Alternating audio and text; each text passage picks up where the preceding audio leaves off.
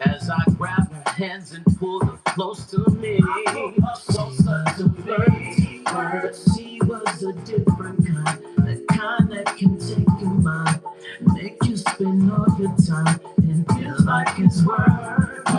Girl of your dreams, she builds your esteem, and use all you need, the kind that can hurt, kind that makes you spend all of your money. Guarantee you got me broken, but I can't tell that she does not love that young me. Digging me for me, true digging other me, calling me for me.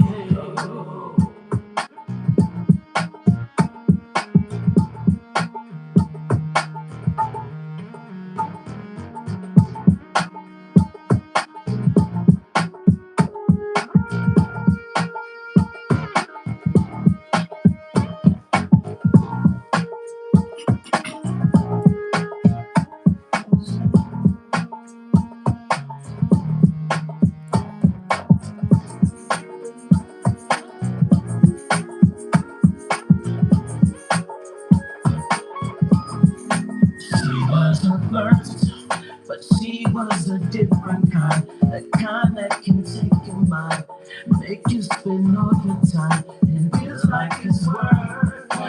Girl of your dreams. What's up, big? Builds your esteem, and use all you need. The kind that can hurt, makes you spend all your money. Guarantee you'll go broke on that money.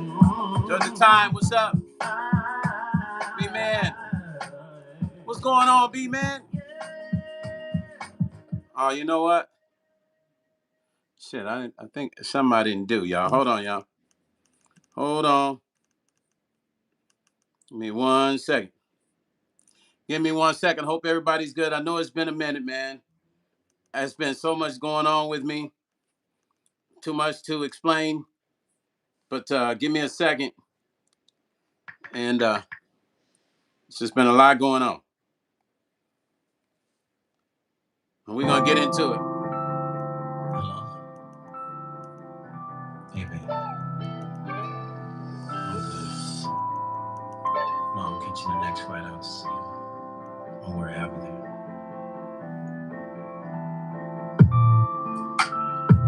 Ever since I've seen your light, fell in love with your melody, babe. I've been hooked since the first time. Oh, sparkle from your pretty eyes sends me on the natural high, girl. What's up, Leanne? I don't need no drinks tonight. Yeah, to him, baby. To him, baby.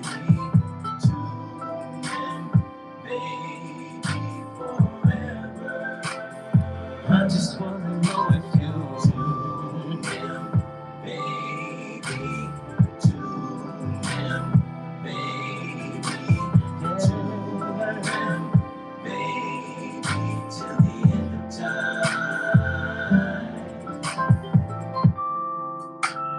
Strong woman don't need nobody else, 'cause you've been handling your life all by yourself. Said you want something more than material things, 'cause I just wanna be the bridge to love. Give you all the things more than imagine. I love you more than anyone has ever loved before. So tell me, tell me, do you really love him, baby?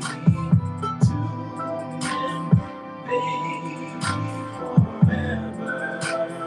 I just wanna know. Hit that thumbs up. As you guys are coming into the live, hit that thumbs up.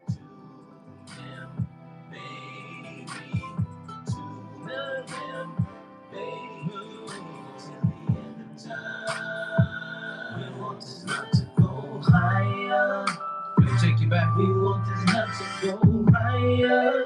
Some of that old soul. We want this love to go higher. Make you feel good, so. We want this love to go higher. We want this love to go higher. We want this love to go higher.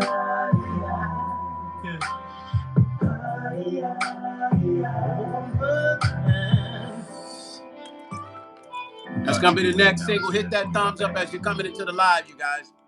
Hit that thumbs up as you are coming into the live. Let's go, man. I know y'all haven't seen me in, I think, 4 days, something like that. It's been a minute. Where did you park? Oh, yeah. So you've been waiting to hug me, huh? Hit that thumbs up as you're coming into the live. We're about to get into it. Thumbs up, let's go.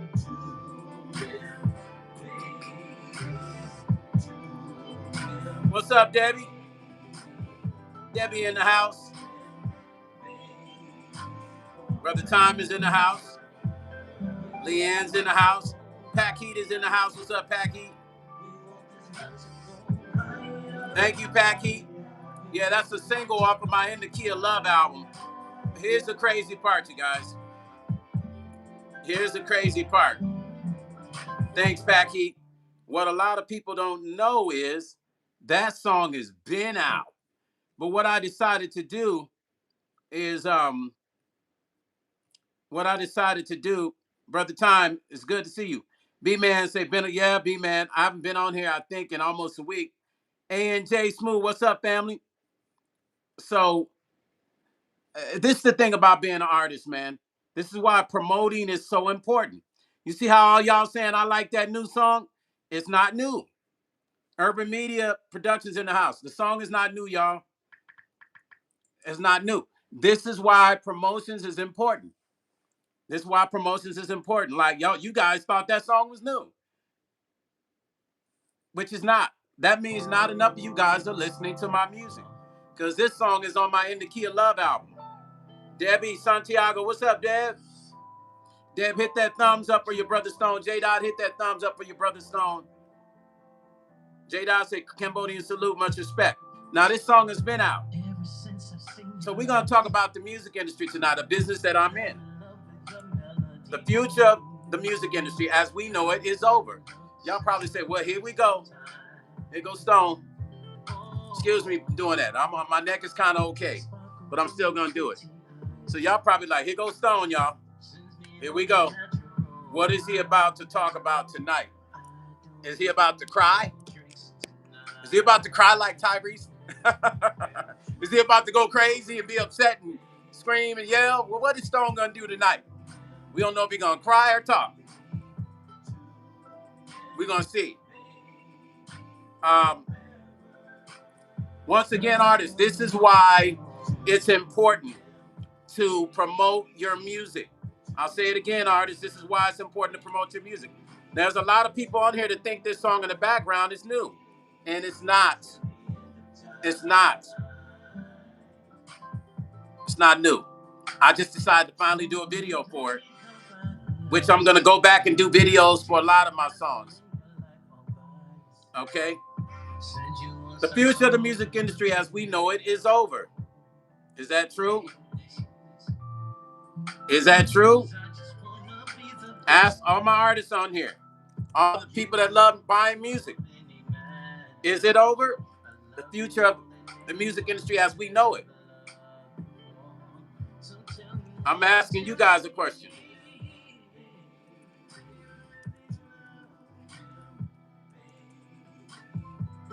Where we at?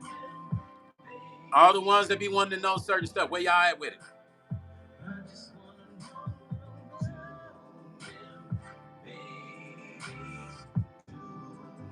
Is it over or is it?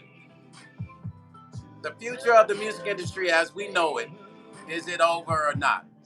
It's a question I actually posed to you guys. And I say that for a reason, because there's just a lot of crazy shit happening to the music industry right now, y'all. There's a lot of crazy changes going on that are going to affect us artists in the future in a major way. And the ones that are trying to break into this business, you better learn everything that's going on because it's going to affect you. J. Dot says seems like it could use revamping, in my opinion. Urban Media said something real interesting. Urban Media says, I think it's over unless you're independent. Very interesting take. I like that. Urban Media is on to something interesting. Very interesting. The Urban Media took that stance, which I'm going to have to lean towards that stance as well. It's over unless you're an independent, is what Urban Media said. And that's one point I agree. J. Dot said, let's read what J. Dot said again. J. Dot said, it seems like it could. It could use a revamping, in my opinion. It absolutely could. Malar, what's up, family? Hit that thumbs up, baby girl, as I appreciate you. Now, Urban Media, this is what I always tell artists. Everything you just said, I've been preaching to artists for over 40 years. That independent was going to be the way of the future. I spoke this so much that people thought something was wrong with me. I spoke those words that you just spoke, I spoke them so much that people thought that there was really something really wrong with me. They don't think it anymore. They don't think that anymore. You guys hit that thumbs up as you're coming into the live, please. Thank you. You see, here's the problem. The music industry as we know it really pertains to those that were in the business as we know it. So if you're new getting into the business, that statement really doesn't apply to you. It's for the ones that have been in the business and the way they've been operating as they know it. Right? So when I say the future of the music industry as we know it is over, that's a question mark. Saying, is it? Because for guys like me, in our eyes, we feel like it is. For guys that have been in the business like myself and all my partners in the business and my big brother and, you know, Sal and Meech and, you know, Alan Mill from Troop and all the people that I deal with in the business, Christopher Williams, all the people I know, right? And other people that you probably don't know I know. We all feel like it's not the way it was before. Do we feel that it's over? We feel that there is some sort of death of the industry happening. In one way, it's like, you know, closing one door and another door opening. That's the way we feel. DB Eaton say, one thing is for sure, major recording studios will be closing due to artists can record from home and get the same high quality and professional results. Now, D, you're correct. But let me tell you guys something to expand on what D just said. Don Gordy, what's up, family? Hit that thumbs up for me, Don and D.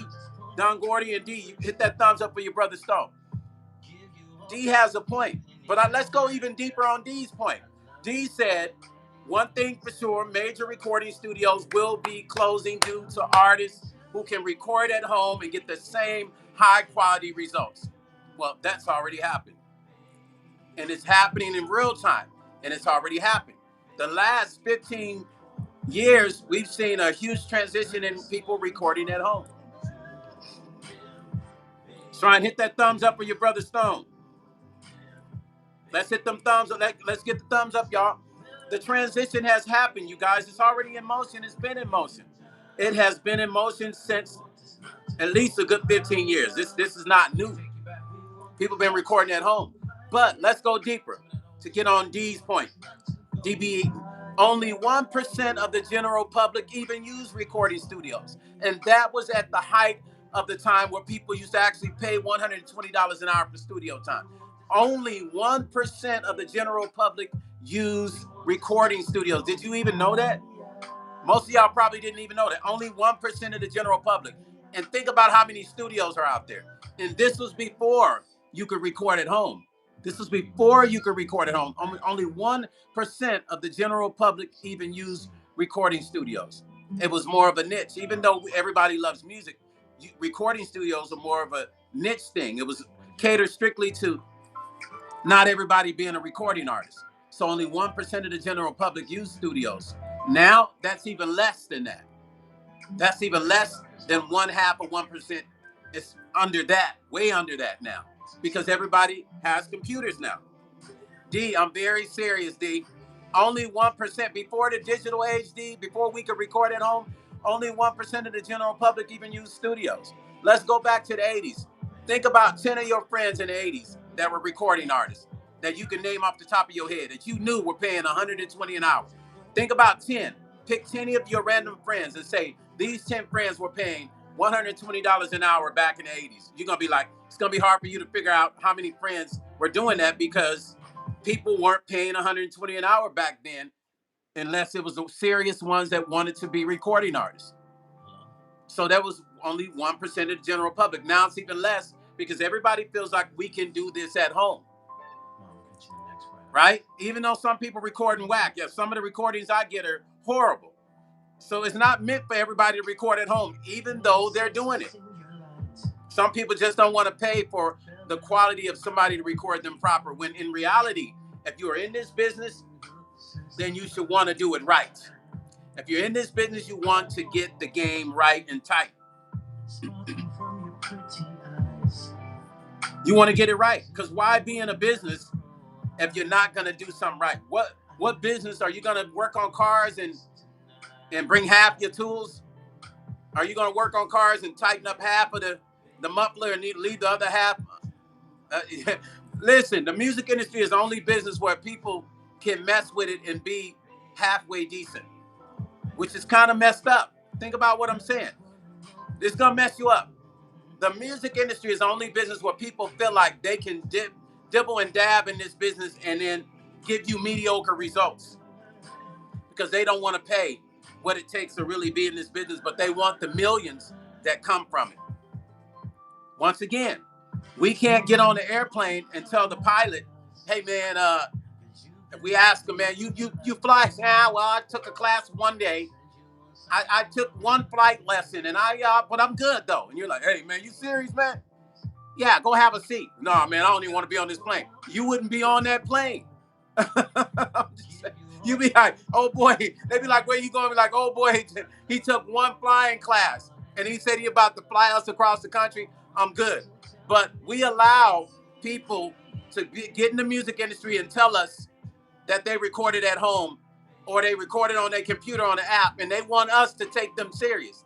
I'll never take it serious. No disrespect to all the artists doing it. But if you're not investing in yourself, you're not going to get shit out of it. And that's just the facts. I'm just being honest with you. So when I say the future of the music industry as we know it is over, this is part of what I'm saying. People are not recording like we used to. People are not utilizing the tools we used to make music sound great. People are not focusing on the proper writing and hooks and stuff like that. They're like, yo, we can throw anything out there. That shit gonna pop. The future as we know it, as when I say we, I'm talking about the people in the music industry that really do this. The future as we know it, we feel like it's over because we see all these clowns trying to be in this business. There's nothing wrong with being in this business. Just do it the right way. DBE can say, even if artists are recording from home, it still takes the engineering skills and know-how to get the streaming radio ready for sound. You hear what DB Eaton said? I mean, I could preach on this subject too. He said, even if artists are recording from home, it still takes the engineering skills and know-how to get that streaming radio ready sound. Absolutely, abso-fucking-lutely. J. Dot said, yes, D, the facts. I mean, something I preach all the time. You want to be in this business, you better fucking take it serious, because us cats that's in the game, we feel like the way it's been, the way the music industry was, it no longer exists. Because we got artists. If you guys could hear some of the records people send me, if you could hear, if I wouldn't even share it with you because they would probably be embarrassed. If you could hear the records people send me, and here's the thing. I respect the people that send me records. I'm not even gonna bullshit you, because it takes courage to send a record and know that the record, you're sending it to a professional, but you know the record ain't what it should be. So I got respect for them for trusting me and sending it to me for me to give them sound advice. I respect them. Those are smart people. Those people are gonna go a long ways. And why do I say that? Because they want to know what they can do to make their music better. So I'm going to be very transparent with those people.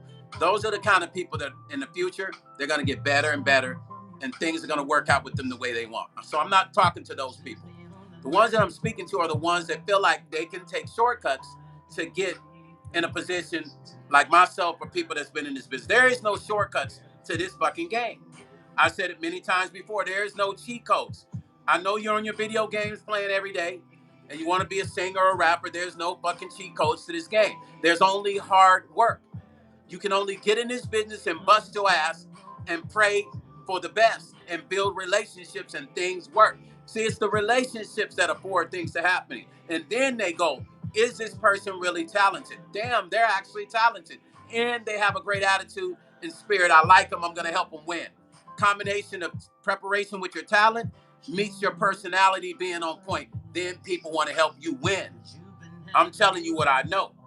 DB Eaton said, man, I'm so glad that I jumped on the music software and dog game when I did back in the mid. I think your message cut off, D. The mid 80s. Yes, D. And it was still new then, D. The game was still new then. St. Rob, what's up, family? Hit that thumbs up. Nadine, what's up, Nadine? Y'all know I got that new video coming to this song that's playing in the background. 2Mem. That video's coming, y'all. You guys know how I do it, man. Everything is out of the spirit of love in the music. But here's the thing. Everybody wants to be in the music industry. Why? I ask artists, why you want to be in this business? What's your reason? It's a legitimate question.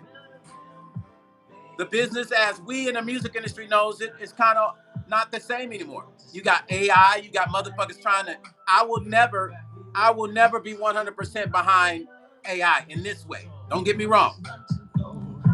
I don't believe in an artist saying that, you know what, forget Babyface, forget Jimmy Jam, Taylor. So I'm going to be just like them.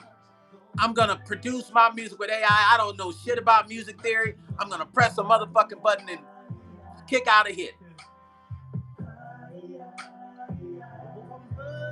D say, it's so easy for me now, Stone, because I started out recording. Well, I started recording with analog, D. Reel to reel, 2-inch. Having to play everything all the way through. Hey, D, here's the crazy part. I remember the day in the recording studios, you had to play that shit out. I literally would sit there on the piano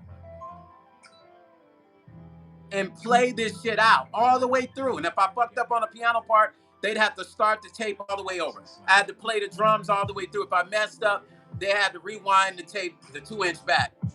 I'm glad I have that experience because the technology now, the way my mind operates and me having that experience, I'm like a freaking mad scientist with this shit. But if you didn't come from it, you won't understand. Yeah, D, those are the glory days. This business, the only way you're going to be in this business and be, what's up, Nadine? Hit that thumbs up, baby girl.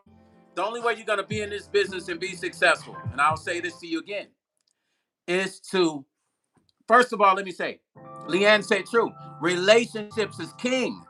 Let me say it one more time. Relationships in this business is king. Let's put that on the top of the list first. Let's just put that at the very top. All right, let's not even fuck around. Up here. Be careful who you burn bridges with. I'm going to say that again. Be careful who you burn bridges with. This industry is smaller than you think. I can get on the phone and call about 4 key people that can put blackballing artists. I'm not even making that shit up. I can make 4 calls and be like, yeah, I don't fuck with this artist. Be careful with him. And they're on a blacklist. This is true. Don Gordy said, you're correct. There was no mistake made. That what made you all professional. Brother Gordy, you are 100% Brother Don Gordy, and you got an awesome last name too. Lady of Elegance said, Candle said, hello, I got some fall candles on my website. Lady of Elegance, if you're coming on my site to promote, I am going to block you. You're not a member of my channel. You're not allowed to come on my channel and promote your stuff. I got love for you, but don't do that to me. Now, you want to promote, become a member of my channel, and you're allowed to do that.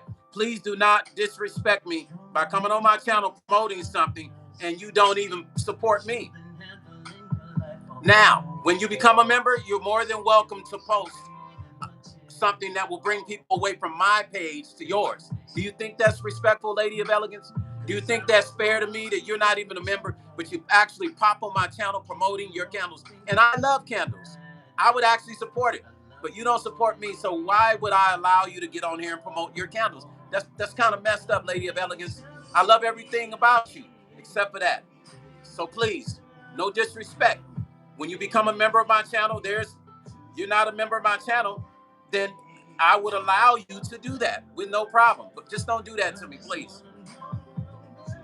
DB Eaton say your name will be trash. D, I said I wasn't going to read no comments from people that are not members of my channel. So D, I'm sorry. I've been reading your comments. Oh, D, you're a member. Sorry. So D, a member. I got you, D. My apologies. I overlooked that. Pack say, wow, blackballing is real.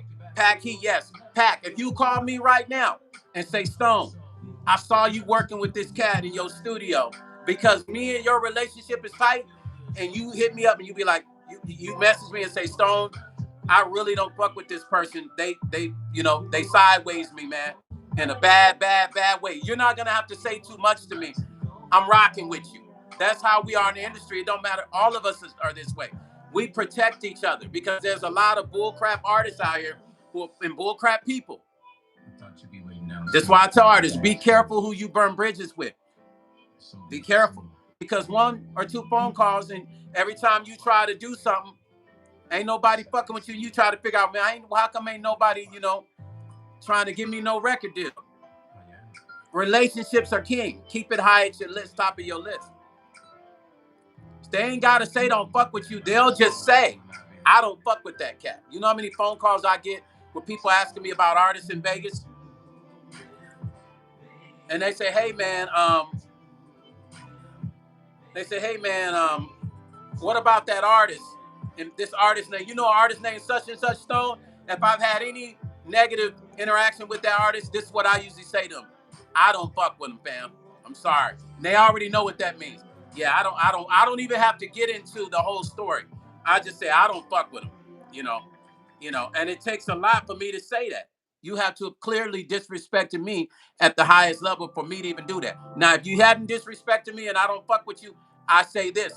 I say, well, I don't mess with them, but they've never done anything to me, and they seem like a solid artist. So there you go. You know what I'm saying? I don't know them that well. I worked with them one time.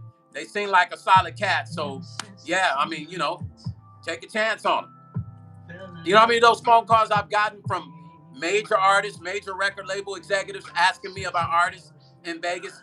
And most of the cats in Vegas that I done dealt with, the ones that lived here for years that know me, there's a lot of them that was full of shit that I had to say, I don't fuck with them. I'm just letting you know. Retreader, what's up, Retreader? Hit that thumbs up. Lady Elgin said, sorry, I'm a member of your channel. My payment is on pause. We're renewing on Monday. What? It was on pause? Okay, Lady of Elegance, I got you. I'm sorry, no disrespect to you. No disrespect, I got you. I just like everything to be fair to my members because they're paying to be here. That's all. So you're a member of my channel, I'm going to treat you VIP service. DB can say, don't be talking about, exactly, D. And this is what I say. Packy say, I'm glad I'm on your good side. Packy, let me tell you something. You're a good dude. You, the whole team, everybody. That's y'all my peeps, man, forever and a day, man. But see, Pac, you an OG. You know how things go. You already know. So you don't operate. You ain't that kind of person, no way. You operate on that same level I'm talking about like I do. Laverne, what's up, brother Laverne? Hit that thumbs up. So we're back on the future of the music industry as we know it is over. Yes, it is.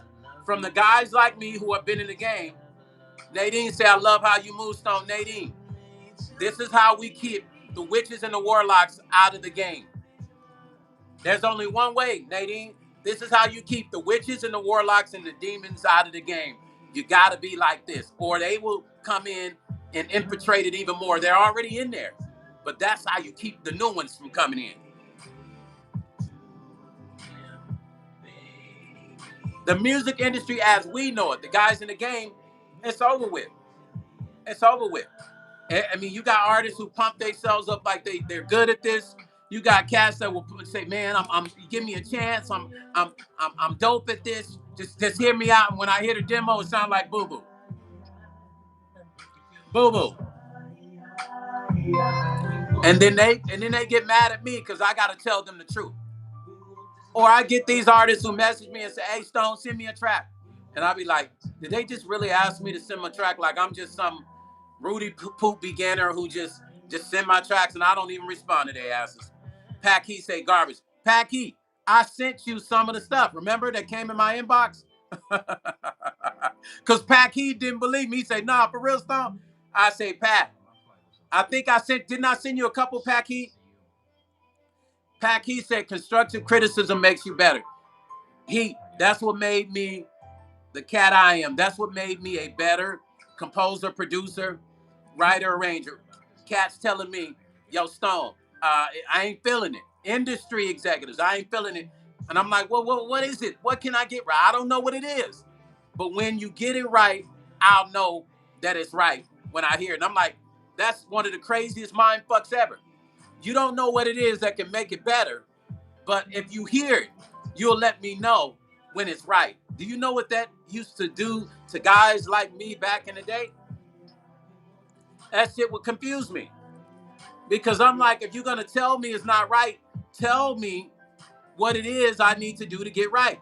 Hey, you guys, hit that thumbs up. Hit those thumbs up, please, when you're coming in. Let's get them likes up, you guys. Please, thank you. I mean, this is why I'm very clear with artists. If an artist asks me, "What is it about my music, Stone, you didn't like?" First of all, I tell them this. I always say, "Well, I'm not going to tell you I don't like your music, but I'm going to tell you what you can do to make it better." I'm not going to make a person change their story. If a person is cussing on their album, I say, "Hey, maybe that's what they want to do." Manang Calamansi say, "Yo, Stone, one day can you share with us your plaques, please?" I will. I'll do that. Manang, I'll go over each plaque and talk about it. Well, first of all, I took this one from Cambodian Mystique, my moderator. She produced this song on me, and it charted on the Cashbox music chart at number 49, and I took it from her and put it in my studio. You see, it's presented to her.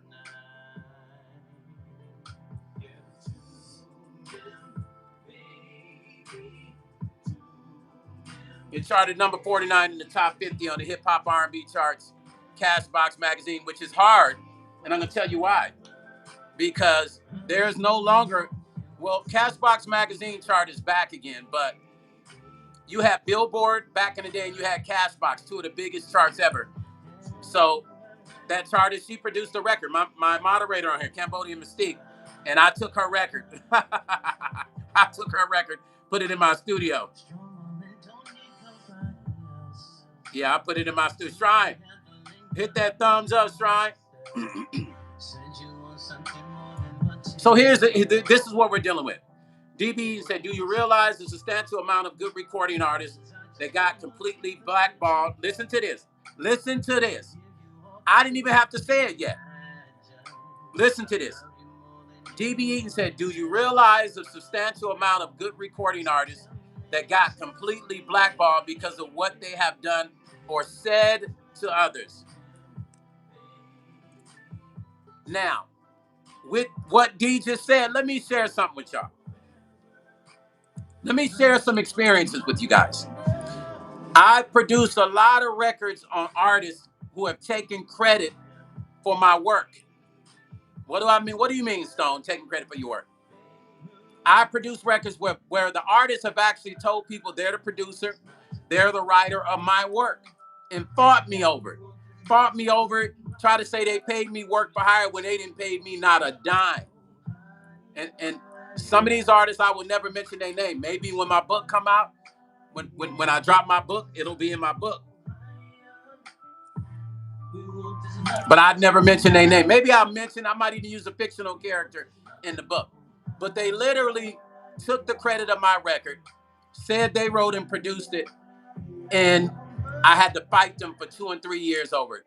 Like it was that bad. Interviews, glad interviews and them saying, oh yeah, I produced and wrote everything, didn't mention my name at all. But one particular person that did this to me, they sent me an article to review the article. Check this out. I don't know, call this God, whatever you want to call it. He intervened. Let's say God intervened, right? The universe intervened. This person said, can you read this article to make sure they wrote it right? I don't have time to read it. It was a big magazine interview on this artist. I said, yeah, I got you. I read it. And it was at the time that I had produced this record on this person and co-wrote it. What's up, Jay Ravage? He said, that's messed up, Stone. I'm glad you got situated. Jay Ravage, it took me years. It took me years, right? Years to get it straightened out. So they sent the article, and they were writing an article about this song, Jay Ravage, right? Why you delete your message, Jay Ravage? That was a good one. Kahana, what's up? So this artist that stole my song wanted me to review the magazine article interview before they submitted it back to him. I said, sure, send it. Manan said, I hear a lot of old artists get jerked, the music labels or artists.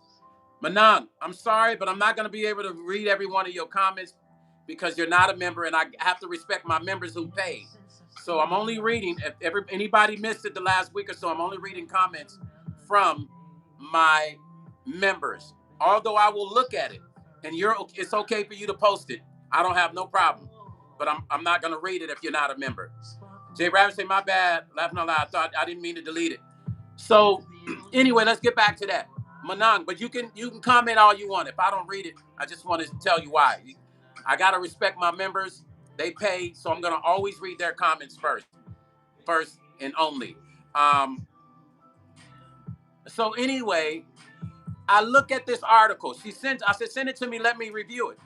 She said, yeah, make sure it's right, and make sure they, I said, all right, cool, I got you. They send me the article. I look at it.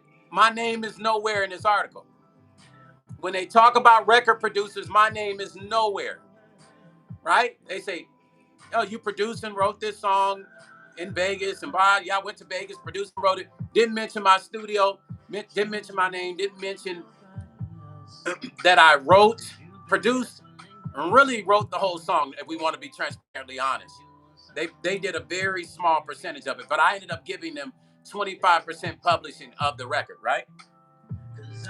And so I went inside of there and changed it. Produced, co-written and produced and co-written by Stone Paxton. And to this day, that person thinks they included me in that article, and they didn't. I sent it back to her. I said, yeah, everything looks good. And that's the article that went in the magazine. It's sad that I had to do that. It's sad. Cambodian Mystique said, you're way too generous, my moderator said. The industry as we know it is over. It's never going to be the same. Shrine said, Shrine is a fact. Urban Media Production said, sent 5 memberships. Urban Media, thank you for that. Urban Media just sent memberships. Margaret Moore just got a membership. Queen Black. You guys thank Urban Media for those memberships, you guys. Yaya, I Am Shorty, E-Ride, Margaret, Queen Black. Please thank Urban Media for those memberships that Urban Media just gave you guys. Thank you, Urban Media, for that. That's all love. I appreciate you, Urban Media Productions, for that. That is super duper love. That's super love. I love it. Kahana said, exactly. And I definitely know about that too, Kahana. Where did you park? Yeah.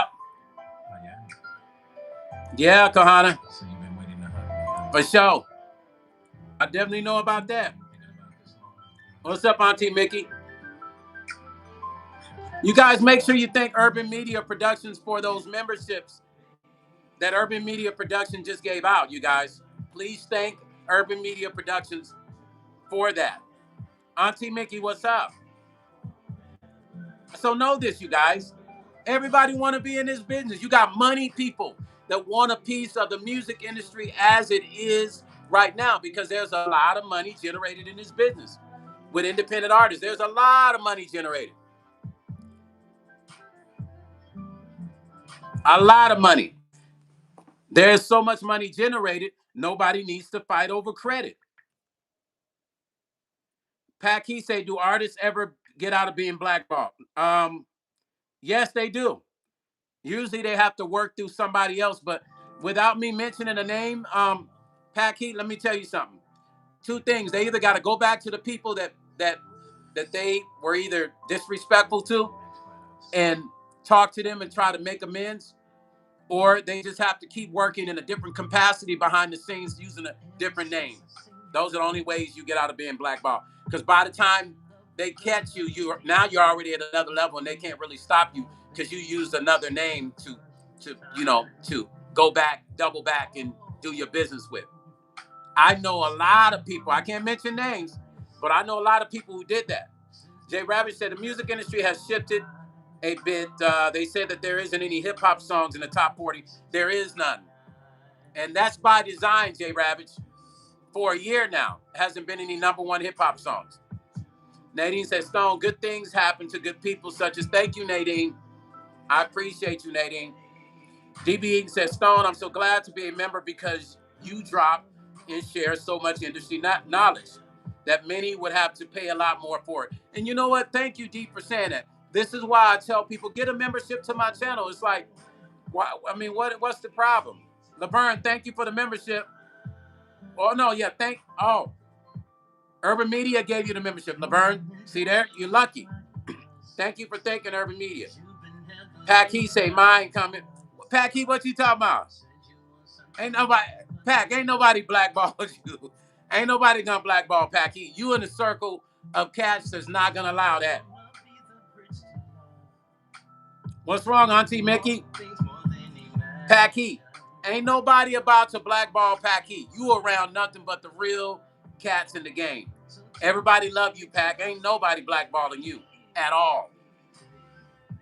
Because you know why? You deal with real cats who respect you. You ain't gave nobody a reason to do that. And you speak your mind when you have to, and ain't nobody gonna blackball you for speaking your truth. That's just a man speaking his truth. Okay, Auntie Mickey, I'll call you when I'm on.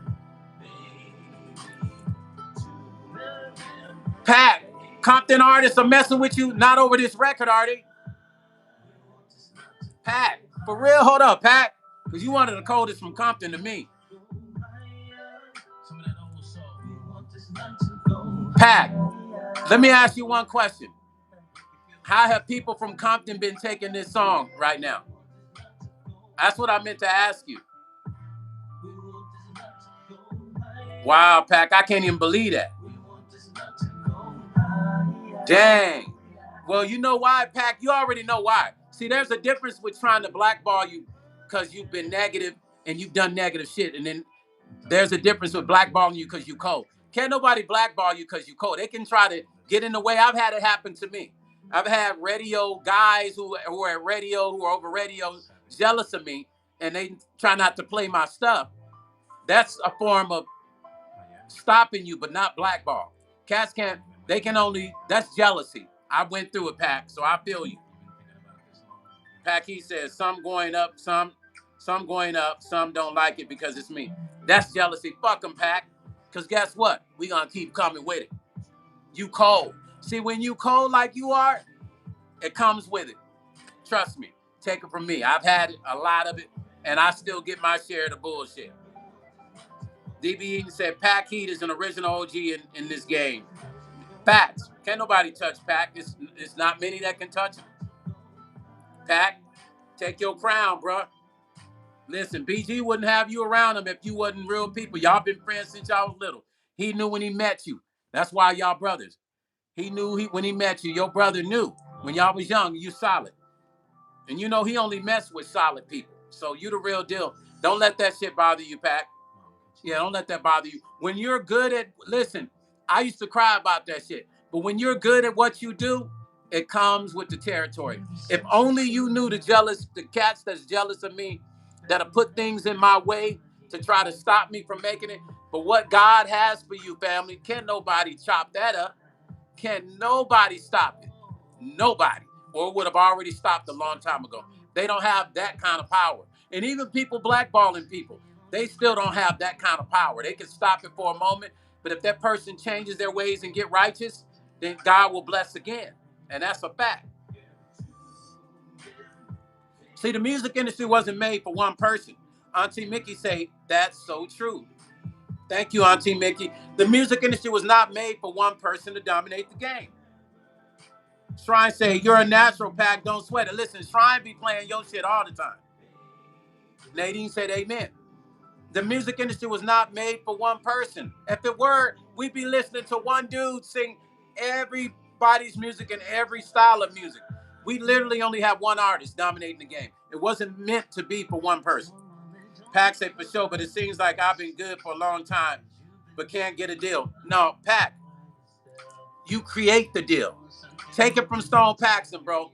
I feel you. Everything you're saying is your boy Stone. Okay, Pack, I've had 5 different major record deals.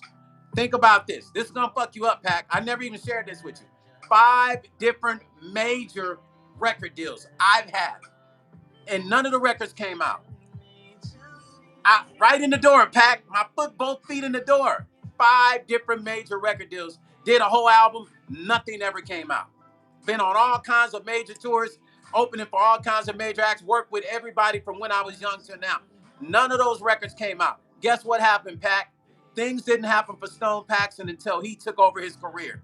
When I stopped waiting on somebody to give me a deal and I started making my own deals by creating my own shit on my own, that's when things started to work for me.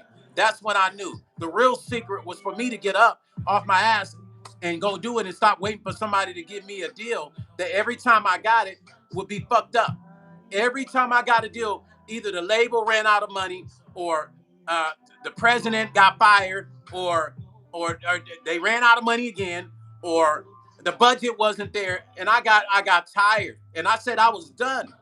So I focused at least for 5 years on just being a producer. I said I didn't want to be an artist no more until my mom told me, if you do not sing again, you're going to wake up one day and God's going to take your voice away. That shit scared the shit out of me. She said that a year before she passed away, Pack. And I said, damn, wait a minute. I'm a gatekeeper. I got all these situations that I help other people with. Why don't I do that for Stone Paxton? And I jumped back on with my album called Zodiac Volume 1. I jumped back on the Stone Paxton train and did me. And everything you see happen in my career, Pack, it's because I went and made it happen. All the placements I had, I didn't wait for nobody to call me and say, hey, or me call somebody, hey man, can I, hey, Stone Paxton, we want your tracks. I didn't wait. I went and made it happen, Pack. I put myself in a position and I made it happen. I put my own records out and I made it happen for myself where a major label couldn't. None of them got me that. I got plaques from stuff I produced working for major labels, working for Grand Jury, Warner Brothers. But as far as my own career, I did all this myself, Pack. I didn't wait on nobody. I realized that I could sit around and wait for somebody to treat me right as an artist, or I could get up off my ass and go make the fucking shit happen. So Pack Heat, it ain't over with, family. I'm telling you what I know. I'm telling you, it's not over. You just got to tell yourself, let me keep doing Pack Heat. And they can't stop you, Pack. Keep making the fucking noise so much that people look up and they be like, damn, man, this boy, he ain't stopping. And what'll happen is going to force all those that weren't fucking with you like they should to start fucking with you then. Because they be like, he ain't going nowhere. Dude keep dropping record after record after record. Pack, that's what did it for me. My work ethic is what opened the door for me. They could not fuck with the way I work. Nobody's going to outwork me. And that's the spirit you got to have, Pack. You got to have that spirit. Like, forget what anybody else said. Keep dropping your shit. Stay consistent. DB says, Stone, I listen to a lot of your music to a very good pair of studio headphones. And I must say, it all is full, warm, analog sound. Thank you, D. D, we come from that. So we got to keep it like that, D. And I appreciate you for that, D. Auntie Mickey said, take it for yourself, Pack Heat. Laverne Bryan said, what are the major... Laverne, what do you mean? What are the companies you tried to work with? No, I was signed to Polygram. I was signed to Warner Brothers. I was signed to Polydor. I was signed to Selecto Hits. I had deals with all these labels, the whole albums that never came out.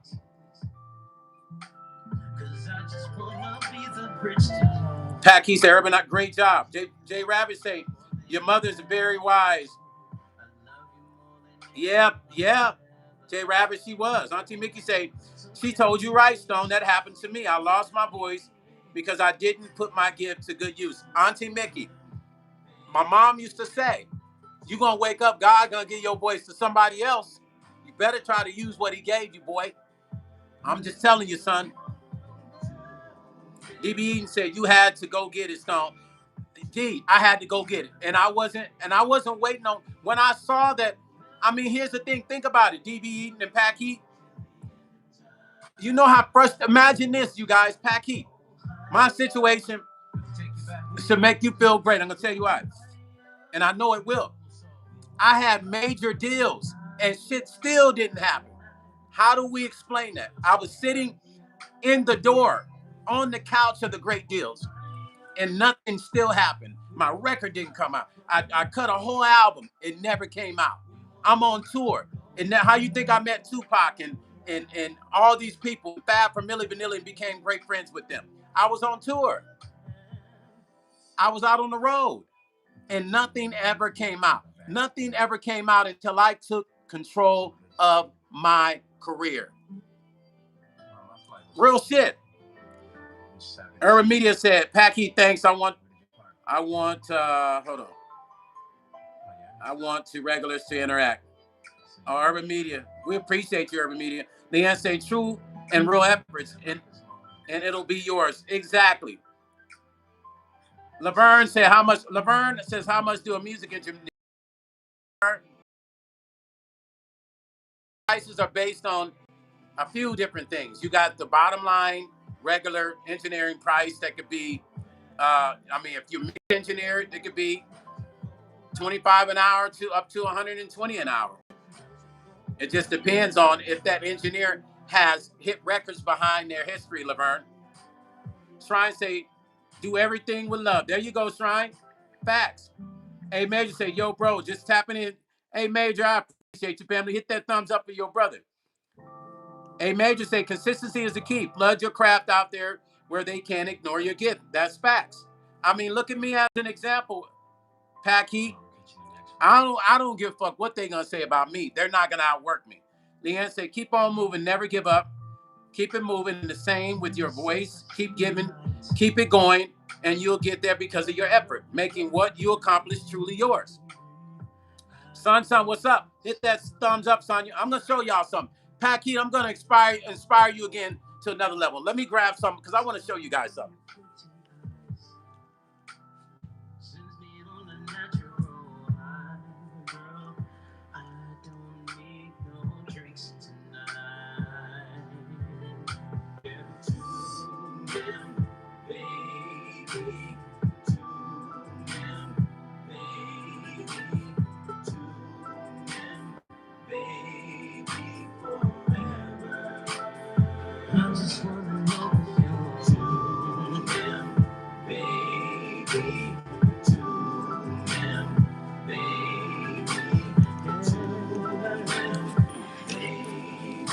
Now, I do these things to inspire you guys, right?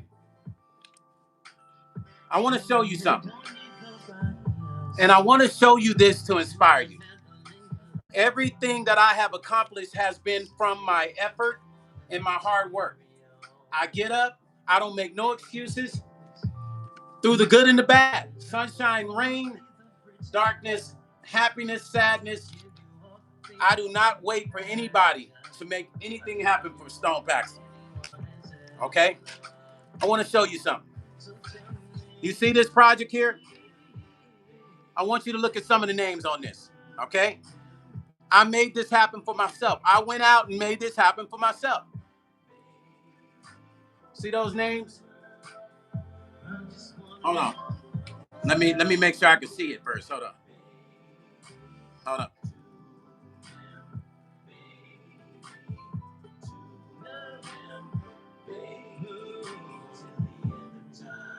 Can y'all see those names?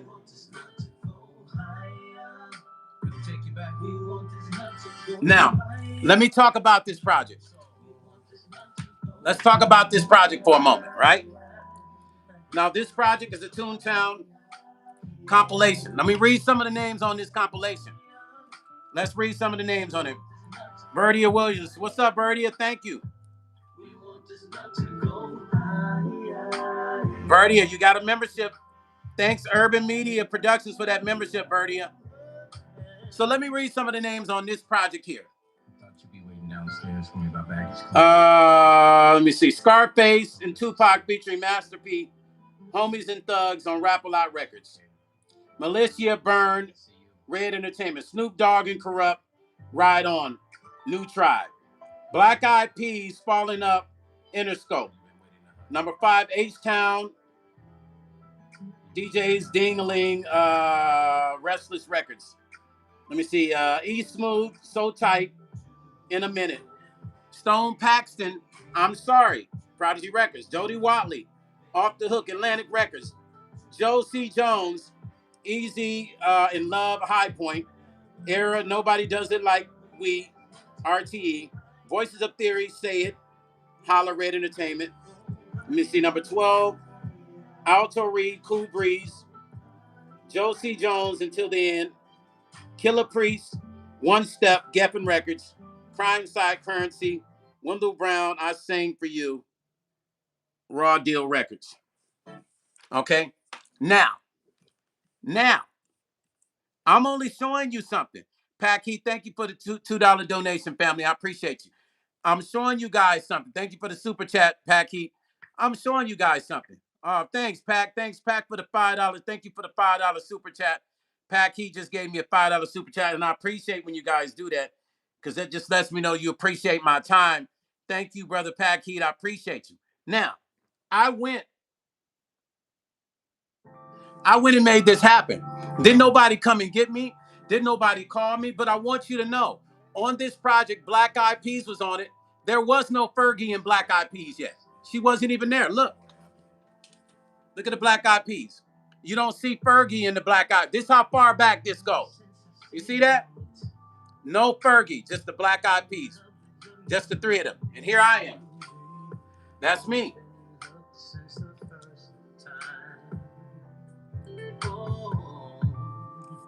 You got Tupac and Corrupt, Snoop Dogg and Corrupt.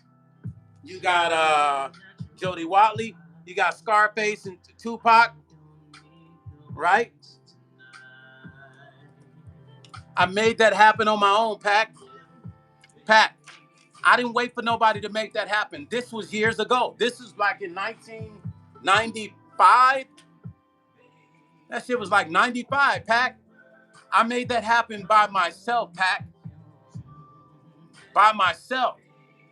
Ty Ross is tapping in. I remember the P's like 90s in the Bay Area. What up, Ty?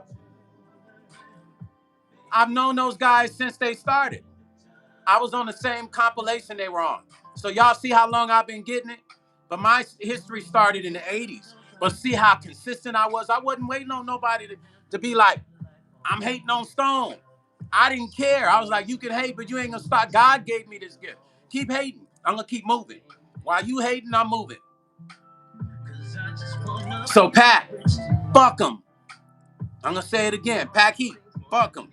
Leanne said that's a treasure. And from the effort that you did yourself, Stone, that is yes. All my heart, Leanne. If I didn't do it, it would have never got done. Auntie Mickey, thank you for the $9 donation. Auntie Mickey say, stay consistent, Pac. It's coming. You gotta seize your absolutely, Pac. And Pac. And let me tell you guys something about Pac Heat. When he came in my studio the first time with his brother BG, I knew that he was a special cat in spirit. Not because he was trying to be, yo, what's up, Stone? You know what I'm saying? Yeah, Stone. He didn't do none of that. He's like, how you doing, brother? But I already knew I'm peeping him, right? And I was like, something about this cat. When he flowed, I was like, yo, this cat is talented. I mean, I hear cats flow all the time, but it was something different about how he was. I know talent when I see it. I knew even Meech was like, he go hard, man. And I got an artist named DBP702. He's hard too. I felt the same way about him when I met him. I don't do that with every artist. But Pac Heat is not Yes, Nadine said, you're the ghost, Stone. Gift from God. Thank you, Nadine.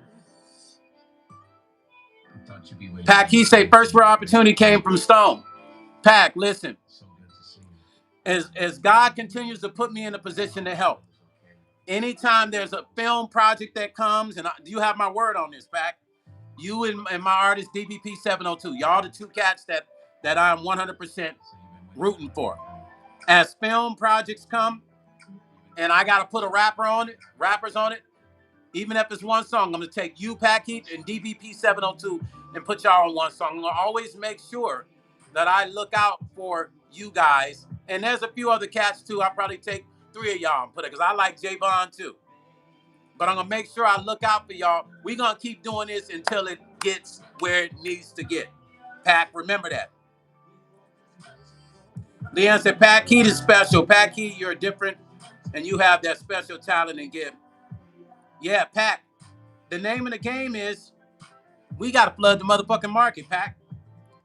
Pac, because remember this here. And think about what I'm about to say. This is why I never worry about competition. There is none. Nobody, you got to think like this, Pac. Ain't nobody going to work as hard as Pac Heat. Pac, they ain't going to work as hard as you. They ain't going to put in the work you going to put in, Pac. Once you look at it like that, you won't even be bothered by the motherfuckers, man. Nobody's going to outwork you. When you got the spirit of that and you actually do it, can't nobody mess with you. Please remember that. Anybody watching this and you worried about competition and you worried about being blackballed, you don't want to be blackballed. The real blackball. Be respectful. Don't talk behind people's back. Don't talk shit about people that are powerful that you don't realize they're connected. Just be respectful. If you have something bad to say about somebody, just keep the shit to yourself. Don't be telling nobody. That's the best advice I can give you. Now, there's going to be jealous people. That's the difference from blackballing. But sometimes jealous people can do things to make you feel like you're blackballed too, because they can block certain opportunities. They can't block the real big opportunities God have for you. They might be able to block playing you on radio that week or that day because they're the program director or the music. They got little power over that. But trust me, they won't be at that station forever. I've had it happen to me 4 times where the station went through 4 music directors until eventually somebody was like, hey, Stone, man, how come ain't nobody playing your music? You right here. And they start playing my music locally. After going through 4 DJs who just didn't like me because they liked the girl I was with. And I was with her. And because I was with her, I was a victim of I was a casualty of war, y'all. I became a casualty of their war in their mind.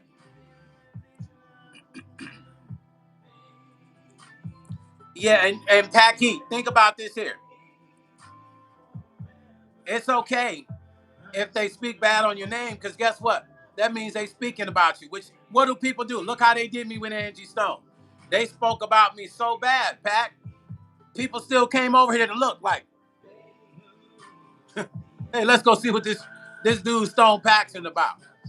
People still gonna pay attention. So really, whoever this person is giving you free promotions, let them keep giving you free promotions. Because you know what, in reality, whatever beef it is, if you ain't talking about it, it's like, bro, whatever history is in the past. Hey, Pac Heat, let's do a song together, fam. All right, Camino, what's up, family? Blessings to you, fam. Pac Heat, really, that person should be like, yo, Pac, let's come together. Let's do a song together, bro. And let's make this right. That's really the real move that person should be making. It's greater together than against each other. Because all he's doing is giving you free promotions. Sacro Threads say, you have a heart of gold, Stone. Thank you, Sacro Threads. Listen, I mean, this is when every time, Sacro Threads, I look up and I see opportunity, and when God blesses me, I want to bless other people. There's so much stuff happening for me, good, and there's some negative things that happen in life, right? But I try not to focus on the negative. I just pray, and I know I'm a man, and I tell God I'm just going to deal with it head on. But the good things that are happening for me are history-changing things. Some things I can't speak on yet. Me and Meech, we did a meeting today. I had a meeting with my brother today. Just awesome meeting. Pac, you already know. Hey, Pac say, yeah, Stone, energy is always uplifting. That's how we got to be, Pac. I mean, I shed a few tears here and there, but still, you know, I still keep the frequency high. Today, I had a great meeting.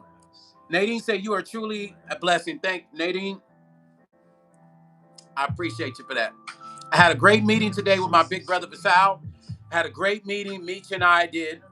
And, oh, man, this artist that Meech and I are about to introduce, all I can tell you guys is she's bad, y'all. She's a musician, too. This is what makes me really, really excited about her. She's not just a singer. She's also a musician, y'all. She plays bass. She plays keys. Oh, she's bad, y'all. Y'all know I don't just be promoting artists. Eventually, I have her on here, interview her about her history and dealing with being an independent artist and how she went overseas and opened her eyes to a whole new game.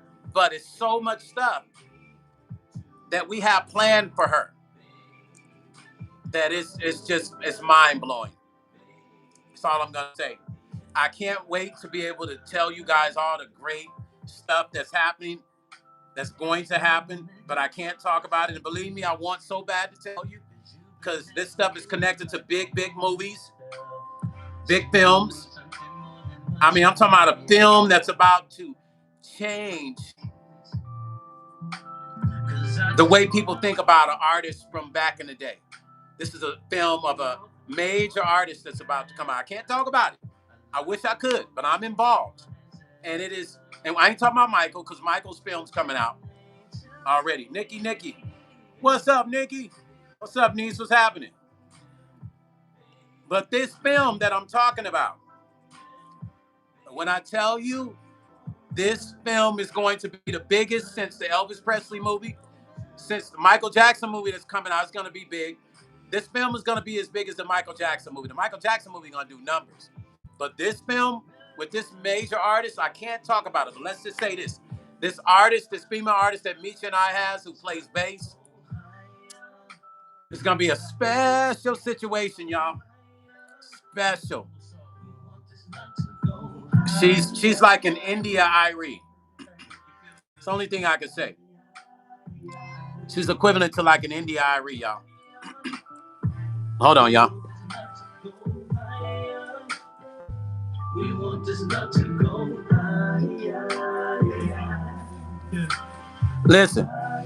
Listen what I'm saying. Pay attention. She's like an India Irie on steroids. Yeah, Nikki, niece, listen. She plays bass. She's a musician like me and Meech. She plays bass. She plays keys. And it's an artist that Meech and I have been doing some work with for a minute. So when I tell you that she's like an India Irie, if I played her song right now,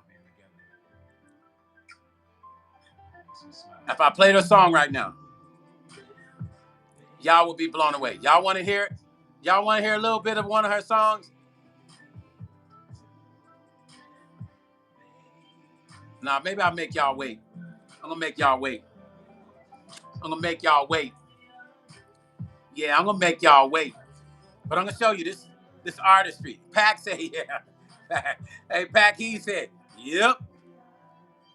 Yo, when I tell you that she is incredible, I'm a musician, man. It takes a lot to move me. If you're a vocalist and your vocals are tight, and I say I like you, consider that rare. Because I don't say I like many people. Oh, she bad. I just don't know if I'm ready to play this record. Yeah, I don't know if I'm ready. I want to. And she bad. And when I tell you oh my God. She's bad, y'all. Bad in a good way.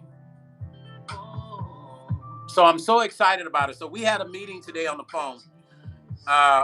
Auntie Mickey said, keep us, and I sure will, Auntie Mickey. Shrine said, don't press it. I said, just a snippet. Hold on. I'm trying to see how I can, I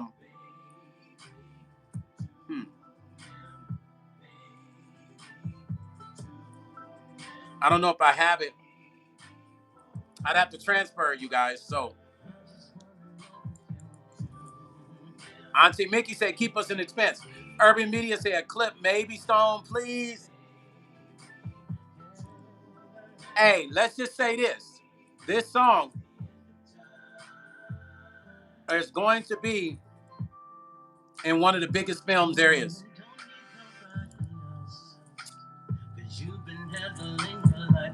Yes, it is. It is going to be in one of the biggest films in history with one of the biggest stories on one of the biggest artists in the music industry. And this song is, I know y'all keep hearing me say that. So let me change the subject. We're going to get back to this music industry stuff. But when I tell you it's bad, ooh-wee. All I can say is ooh-wee. Everybody want to hear it. Hey, Gambodi Mystique says, song will keep you on the edge of the seat. Oh, let me say this.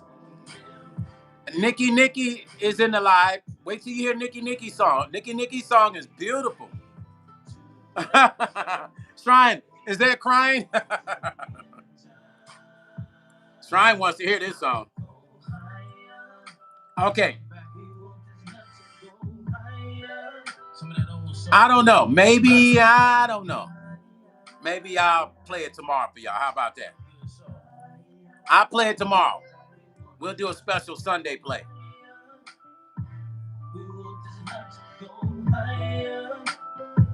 We want this not to go higher. Hey, Urban Media say got our antennas up. Yeah, man. I mean, you know, it's incredible. But like I said, listen, let's get back to this. We might go back to that. I might just play it. The future of the music industry as we know it is over. Yes, it is. Artists don't record like we used to. Artists don't want to learn no instruments. They want to sit on a piano, a drum set. They definitely don't want to pick up no horn. And they barely want to sing right. The future of the music industry as we know it, people in the music industry, is over with. It's over with. I hate to say it, but it's over with, man. With a new essence of the music industry has been ushered in. Now, it's not over, but it's in a state of transformation, you guys. Driven primarily by technologies like AI, streaming, and social media. The industry right now is restructuring, offering new opportunities for creation and distribution while also presenting the challenges to traditional business models and artistic authenticity, right? Because nobody wants to be original anymore. These mofos out here, boy, they unoriginal. They are not trying to be original no more. They're not. Hold on.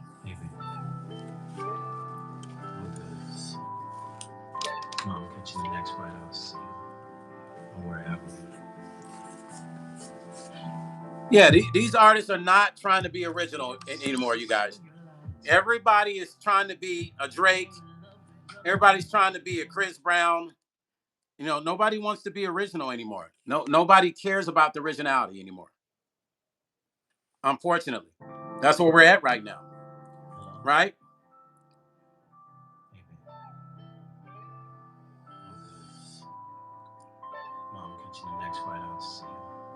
And here's something to think about for all you creative people, your producers, your writers, your artists.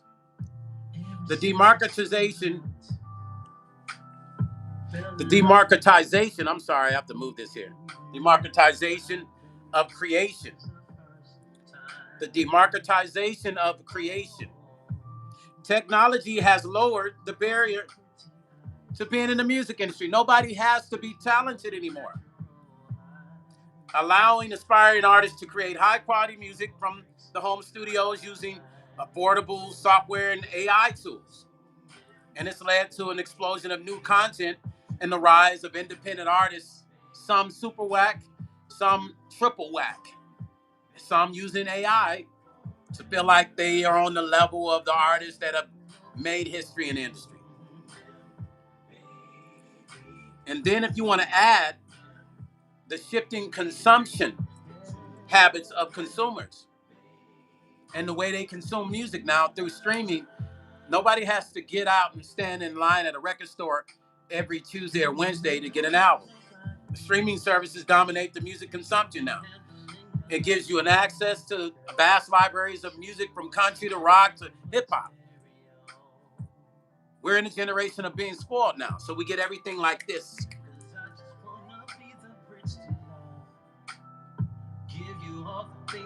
And you got places like social media, you got TikTok, you got all the social media outlets with short form content is shaping the trends of how listeners listen to music now. I mean, nobody has to overthink. They hear a little song on TikTok and they're like, ooh, that's my song. They've heard it one time. That's why they focus on short form. Reason why they focus on short form, nobody's paying any attention to long form content anymore. But if you can get them with the short form content, you've gotten them with the long form content. You see what I'm saying? So that's why you see everybody doing the shorts, because the people's attention spans are not like it used to be. They have too many options. Music here, music there, right? So that you got so many options now, you're spoiled. You don't pay attention to really good shit. This is why artists with great music got to promote, and promote again, and then promote again, and then until you get sick of seeing their stuff being posted. I always tell artists, you want to know how you're doing great at promoting? They say, how, Stone? I say, when people get tired of you posting. There used to be a time people would say, man, I'm always seeing you posting. Valerie B. What's up, Valerie B? Thank you. Hit that thumbs up as you come into my live. Thank you for showing the love, Valerie B. Pac, he said, Amigos. Valise Unlimited. What's up? Hit that thumbs up, Valise Unlimited. Jay Ravage said, how do you feel about Timbaland's AI artist? I don't feel shit, Jay Ravage. Tata, how is it that Timbaland's AI artist did nothing? But that girl put out her AI artist, surpassed #1 on Billboard right now. I don't know. I think they messed with Timbaland, to be honest. I think that was a game played with him. Arwell said, Taylor Swift, it's a machine. Taylor Swift is a machine, you mean? Taylor Swift is a hard worker, dropping albums back to back. This is a prime example of somebody that took control of their career, because I think Taylor's completely independent now. I don't really listen to no Taylor Swift records. I love her records, but I will say this. I love her. She's talented. I love Taylor Swift as a businesswoman. She's on top of her shit. Pac, he said everybody sound like Pac, and I'm so tired of that. Valencia, Valise, is that right? Valise Unlimited. Thank you for that. Valerie says she remastered all of her albums to her own masters. No, what she didn't remaster, Valerie. She redid them, not remaster. She re-record. She did what you call revisions. That's what we call revisions in the music industry. She went, because the record companies own the original master. So what she did was she went and created new masters of the same songs. And now she owns them. Smart as fuck. That's called a revision. That's why I said she's smart as shit. No other artist thought about doing that. Those are the kind of things that I always tell artists. I help a lot of major artists. I said, go and do a revision of your shit. Go do a revision of your work. You own that. Revise it. Go redo it, replay it, have it reproduced. Now you own that master. Auntie Mika say technology, mass. Yes, it does, Auntie Mika. It's making super clowns who feel like they can hide behind AI. Camino said same thing, Ashanti. Yes, because let me tell you something. Camino, I convinced True to do a revision of their old records. I talked to Al, said, man, do revisions of the old records. Let's just reproduce that shit. And now you own the new masters. Why the fuck let's redo that shit. Right? That's what I told Alfred Troop. Let's redo it. And that was years ago. So I had been talking revisions with artists for years. Now a lot of artists are getting hip to revisions. There's no need for artists to fight over their catalog. If they feel like a record company's fucking them over, all they got to do is go do revisions. Valerie B said, thank you for clarifying. I was searching for the word revision. Yeah, Valerie, she was so smart. I mean, I'm proud of her. I don't even know her. I know some of her people, but if I sat down with her, I'd be like, listen, give me a pound, baby girl. You did that shit. Smart move. And now her revisions are competing with the original, which, you know, if she throws it on her site, people going to buy the shit out of the revisions because you can change them up a little bit. Urban Media say, Auntie, can we hear you sing? Auntie Mickey, they want to hear you sing.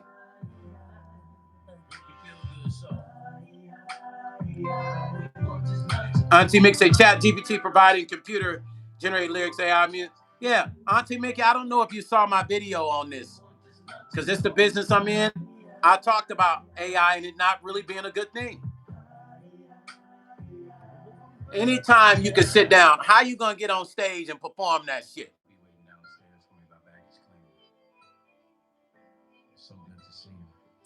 Well, if she advised her to do it or not, it was a good. If she did advise her to do it, because Kelly did the same thing. It's a smart move. Because if I met her, I would have advised her to do it. Belize, I would have told her the same thing. Now, Belize, I'm probably not gonna be reading your comments because I didn't realize you're not a member of my channel. You become a member, your comments get read. If you're not a member, I can't read the comments, and that's no disrespect to you. It's okay if you want to post them, but I'm not going to read them because it's unfair to my members. So reading the comments is reserved strictly for my members. So forgive me, no disrespect or anything. Auntie Mickey said artists end up lip syncing on stage. Auntie Mickey, if it's an AI artist, there is no artist. They would have to go out and get somebody to pretend to be that artist. Once again, it is not a good thing. It's a recipe for disaster in the end. I mean, yeah, it might chart, but then those people are gonna want to see those AI artists. So what are you gonna do? Put them up on the screen, and people in the audience hop into a screen with a visual AI artist that's 3D on stage, and you gonna pay $30 to see that shit? Be honest with me. Are you going to pay $30 to $60 to see a motherfucker throw an AI 3D artist on stage moving around because they got cameras pointing at the stage and you paid $30 to $50 to see that artist perform? Are you going to do that? Lisa, I got you. I heard you say that. It's understood, Stone. Valerie B said, I got you, Valerie. Well, Valerie, you know,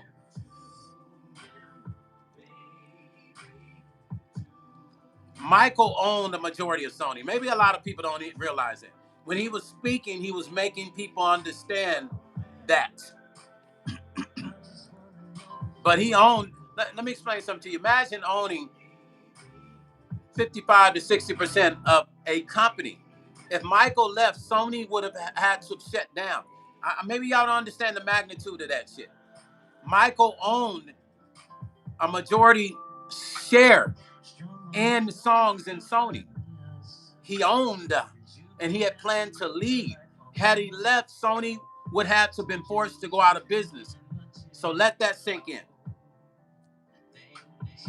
Leanne said, no, I want the real thing, no limitations. What up, Brother Joe? Hit that thumbs up. Now, you got to remember, Joe Jackson, Michael's father, was like my uncle.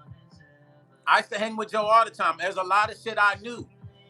Jackie Jackson, Michael's older brother, was a friend of mine. He signed my cousin to a record deal. Urban Media is giving these gifts out to you guys today. Release Unlimited, Urban Media over passing out memberships. You guys got to thank Urban Media. Joe, hopefully you get one of these memberships. Urban Media passing them out. Release said, thank you for the gift, Urban Media. Well, Michael talked about Tommy because Tommy and Michael had a bet about his album. I can't remember what album that was, but the bet was if the album went platinum that he would get this Sinclair Bear that was in Sony's office, and Michael's album didn't do well when he was with Sony. He was upset because Tommy Mottola was behind that album and didn't do what it's supposed to have done. Michael felt like Tommy ambushed the album, and that's when he started speaking out. Because really, Sony wanted those. Put it like this here. The Beatles songs and all the catalogs he owned was worth a lot of money. I thought you'd be waiting downstairs for me about that. A lot of money. They wanted them songs, y'all. And, they actually have them now. They're back in the hands of where they were before. That's the sad part about it. Hold on, you guys. I had to plug my computer in. Oh, yeah. So you've been waiting to hurt me. You've been thinking about this moment, you and I being together. Here's the sad part. Prince's catalog and Michael's catalog is back in the hands of those that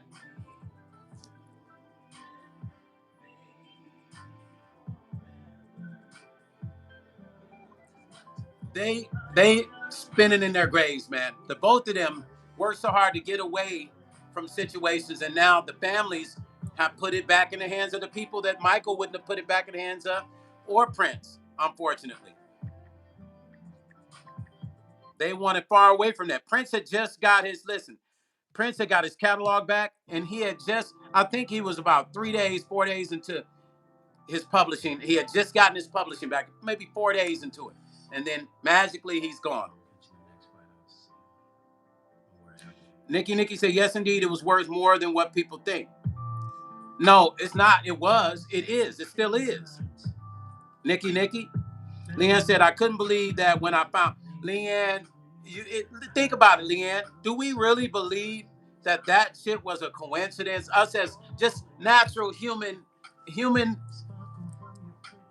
psychology, right? The psychology of all that. Is that just a coincidence that the man that got his master's back, right? And then that week he passed away. He was 3 or 4 days into just receiving he got the master's, right? Now he was just getting his publishing. He had just received his publishing. 3, maybe 4 days into him passing, he had just got it. And then magically he's gone.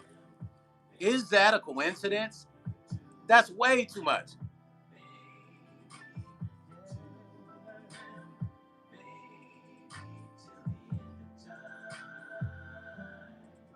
Leanne said, I don't think it's a coincidence.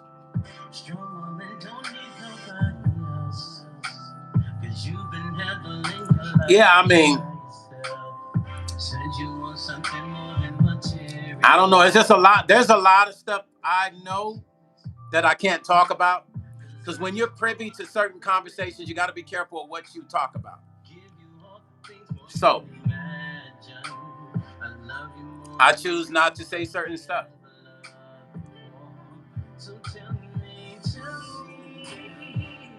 Nikki said, you're right. What it's worth, I definitely said that wrong. Yeah. It's okay, Nikki. Niece, it's all good. I mean, I just want you guys to know. People don't just magically pass away. Brother Joe, that's a fact. People, listen, the people don't just magically just pass away. Auntie Mickey said, definitely be careful. We don't, them coming for, Auntie Mickey. Listen, I don't own nothing. Everything I got, somebody else owns. I don't own nothing. Let's just say that. Everything I got, somebody else owns. Only thing I own is these glasses and this watch and these clothes I'm wearing. Everything I got, somebody else owns. I don't own nothing, y'all. Cece said, what happened? Oh, we just talking, Cece. And my moderator, Cece, just popped in. She's been busy today. Welcome in, Cece. We're talking about just, the coincidence of catalogs, how Prince, before he passed, he received his master's back, and then he had just received his publishing back that same week that he passed away, Cece. He had received all his publishing, and then magically, just magically, he passes away. What a movie story. It should sound like some shit written out of a movie. I'll say this again. Here's Stone Paxton disclaimer. I own nothing. Even these plaques on this wall with my face on it, I don't own them. Other people own them. They're not even mine. Auntie Mickey say they'll catch these hands, Nikki. Auntie Mickey letting them know. Auntie Mickey say they'll catch these hands. Hey, just know that, y'all. Here's my disclaimer again. I don't own nothing. Everything around me, everything you see me use, is other people's. I don't own it. Nigga say no one better not come from. You heard what Auntie Mickey say. Auntie Mickey say they'll catch these hands, Nikki. Peace be still, she said. That's why y'all hear me saying, well, let me say again. This is a disclaimer for all y'all. I don't own nothing. Everything, every song of mine you hear, I don't own it. Somebody else owns it. I don't own it. Somebody else owns it. These plaques on the wall, I don't own them. Somebody else owns them. Everything you see, only thing I own is these glasses, the clothes I wear every day. That's all I own. I don't own nothing. Nothing. When you don't own nothing, can't nobody come take nothing from you. Because you ain't got nothing. I don't own nothing for nobody to come take. Other people own my shit. Other people own my stuff.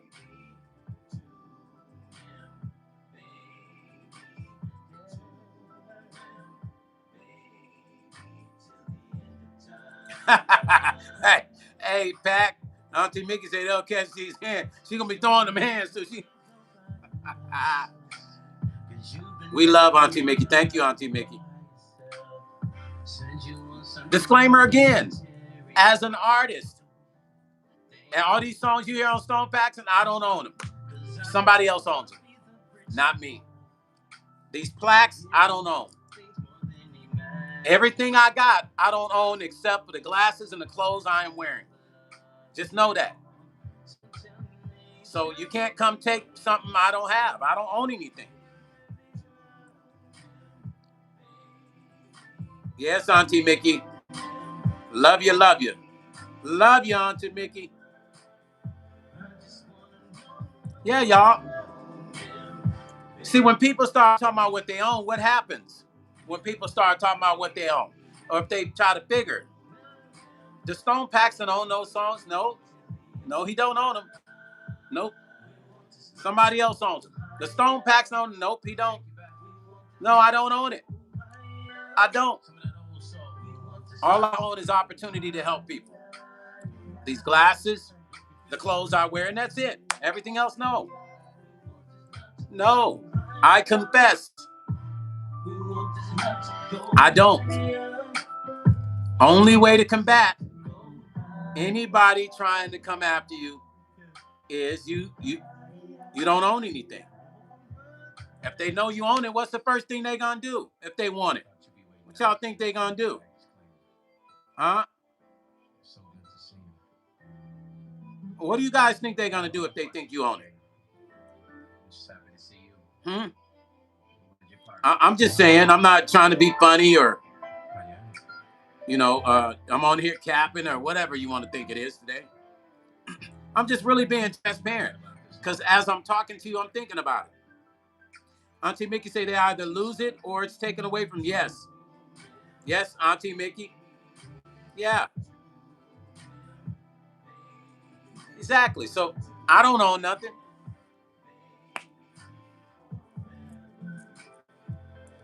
Yeah, you got. I mean, you got these people who get online. They talk about what they got. They show their money.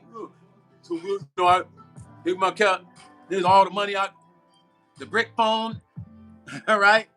They show all their diamonds, diamond necklaces, and meanwhile, somebody watching them. Somebody calculating. Somebody's trying to figure out how they can get a bag off that person. Yeah. That's why you got to be careful. Because you do have those that sit around and watch people and try to figure out what money they got. This is when let me tell you how I knew. You know how I knew that I had to be careful with people? Do you guys want to know how I knew? When I knew I had to really be careful? Urban Media said that's a smart move, Stone. Pac, he said, keep your circle. Yes, and you know, Pac, I keep my circle small. Auntie Mickey say, shows off like ringing the dinner bell for the hungry. Yes.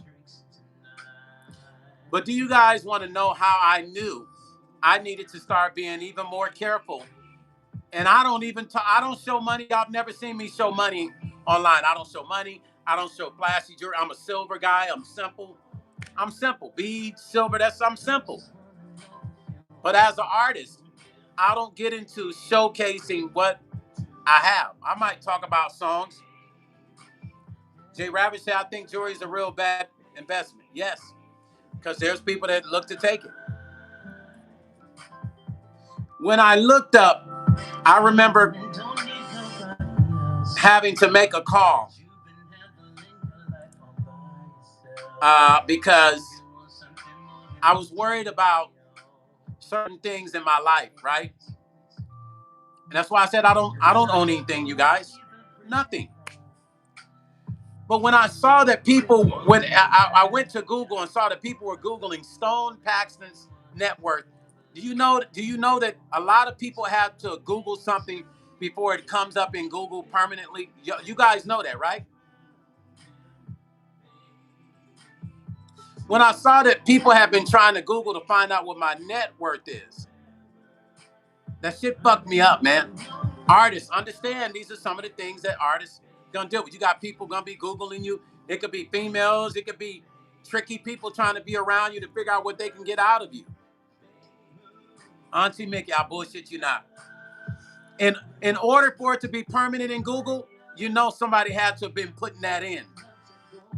I just happened to be sitting online one day and I Googled my name and that shit came up in Google as the first thing. I was shocked, Auntie Mickey. That's when I knew a lot of somebodies are sitting around doing this. Stone Paxton's network. Why would you do that? I don't talk about money. I don't talk about what I have and what I don't have. But that's when I knew. I said, oh, this shit is crazy. Somebody is purposely sitting around looking at all you artists that are doing something, trying to figure out what your net worth. Well, the good part about it is it don't come up. Only thing come up is my YouTube shit. Shrine said, I never understood why that became a thing. Shrine, listen. Auntie Mickey said it had to be put in multiple times. Yes, Auntie Mickey. It's storming here too, Leanne. Yeah, my live is, I don't know, am I dropping out on you guys? Well, it stopped raining here, but am I dropping in and out on you guys? Auntie Mickey, they had to have put that in a lot. Because why would that be? That's permanently in Google now. Oh, okay. It's permanently in Google. Okay, thanks, Pac. Yeah, so listen. When I saw that in Google, you guys, I was shocked.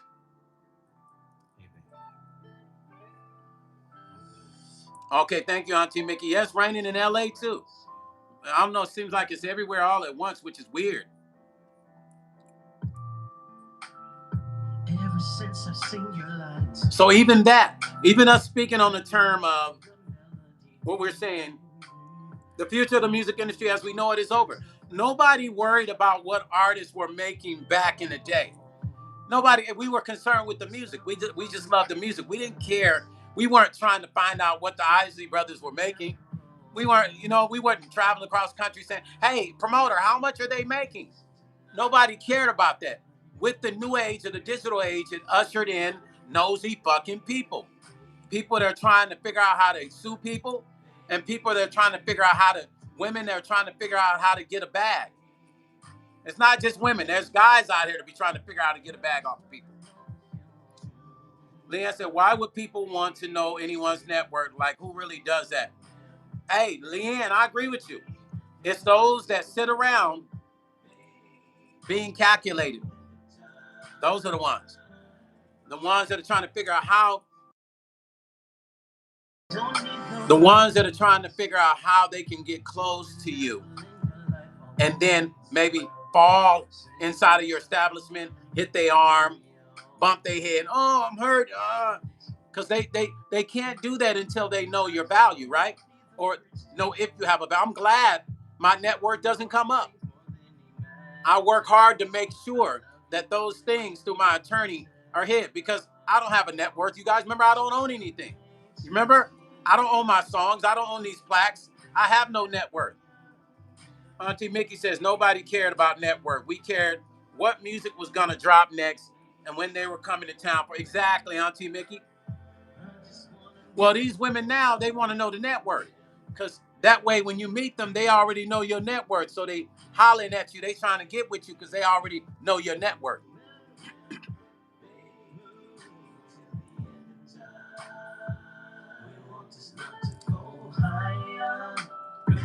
Whoever just used the N-word on my live, whoever that person was, I'm going to read their name.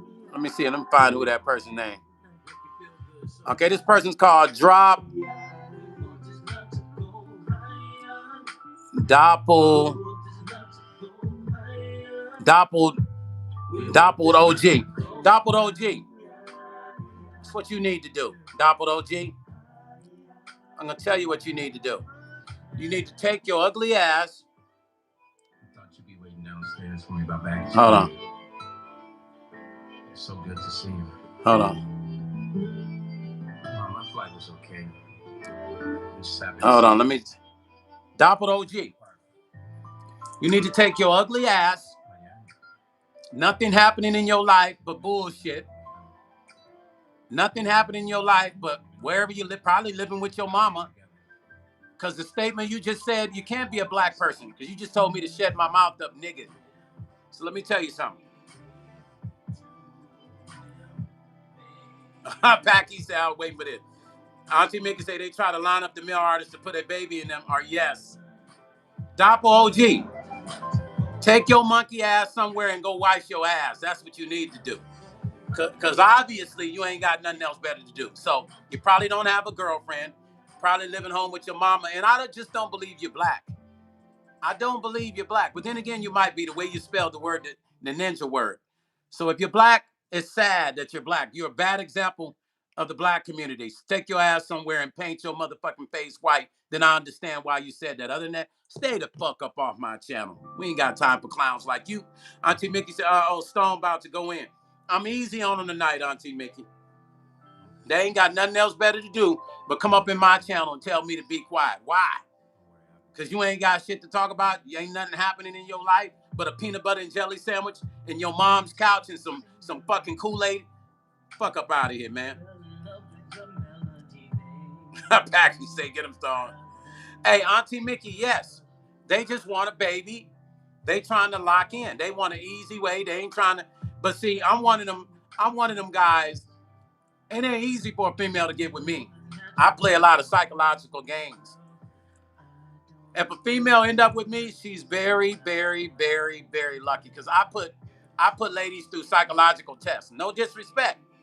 But that's how I know who's real that comes around me and who's full of shit. I do psychological tests. Hey, Pack Heat, me too. Listen, Pack Heat. Listen. I can eat peanut butter and jelly any day. I ain't got to have nothing else. I can eat that shit religiously every single day and never be bored with it. That's how I know. That's why I told him, take his ass somewhere and eat a peanut butter and jelly sandwich, get some motherfucking Kool-Aid. Chill the fuck out. So with ladies in the music industry, these ball players, these musicians, they looking at these ladies' butts. And here's my thing about that whole how you get caught up. Pack, he say that part.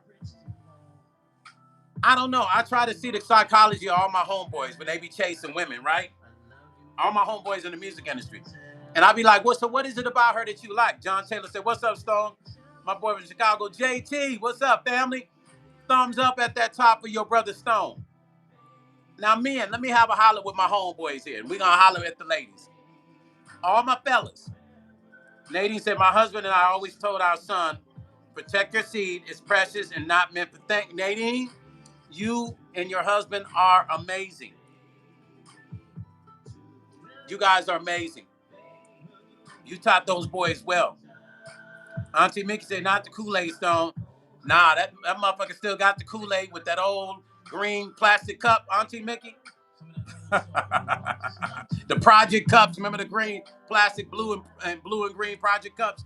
But he ain't even drinking in that, Auntie Mickey. He got the neighbor's ice cup. He goes and buys the ice cups. You flip them upside down. Once he done with it, he say that for his Kool-Aid.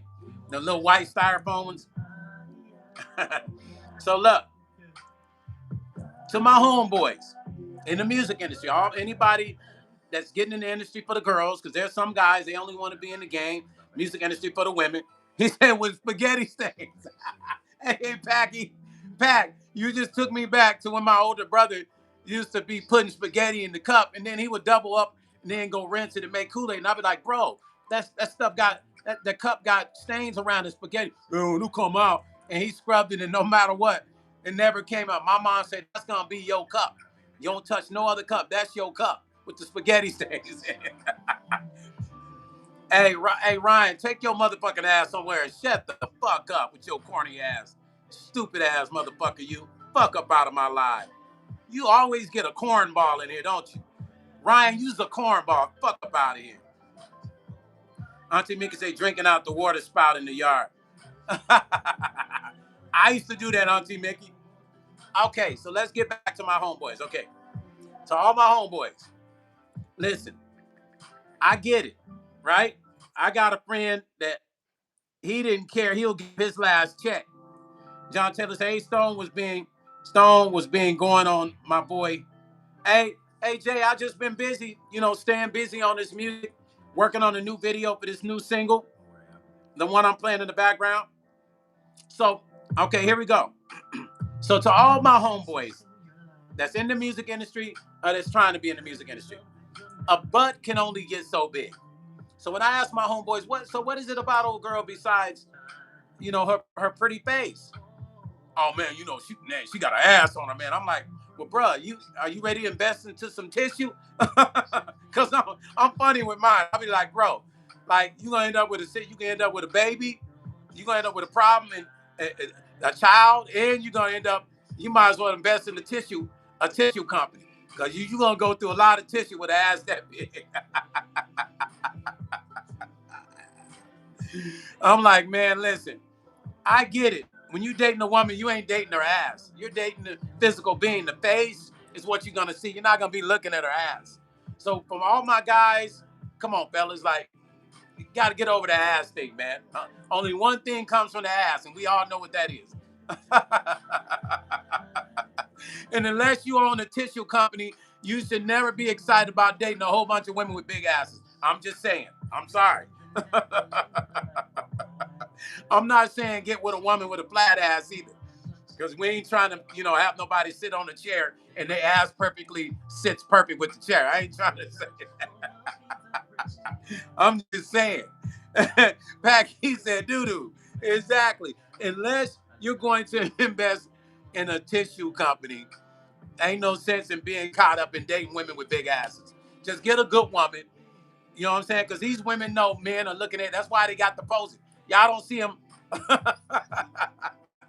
Every picture I see on Instagram, they looking at their butt.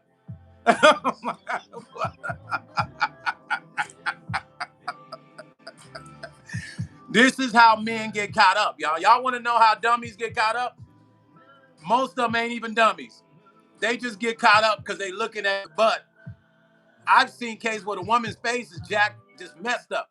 But as long as that butt's right, brothers, black men are, I'm saying, yo, man, yo, man, you know what I'm saying? It's nice too, man. I say, so you dating her ass? What you mean, Stone? Well, you talking to me, you talking about her ass. You ain't told me nothing about this woman's personality. Oh, man, Stone, you tripping.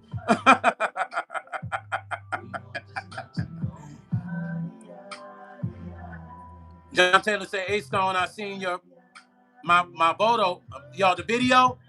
Hey JT, the video. Wait till it's done. It's gonna be done soon." Shrine said, "Nah, never mind." Hey Shrine, I'm just saying, Shrine, right?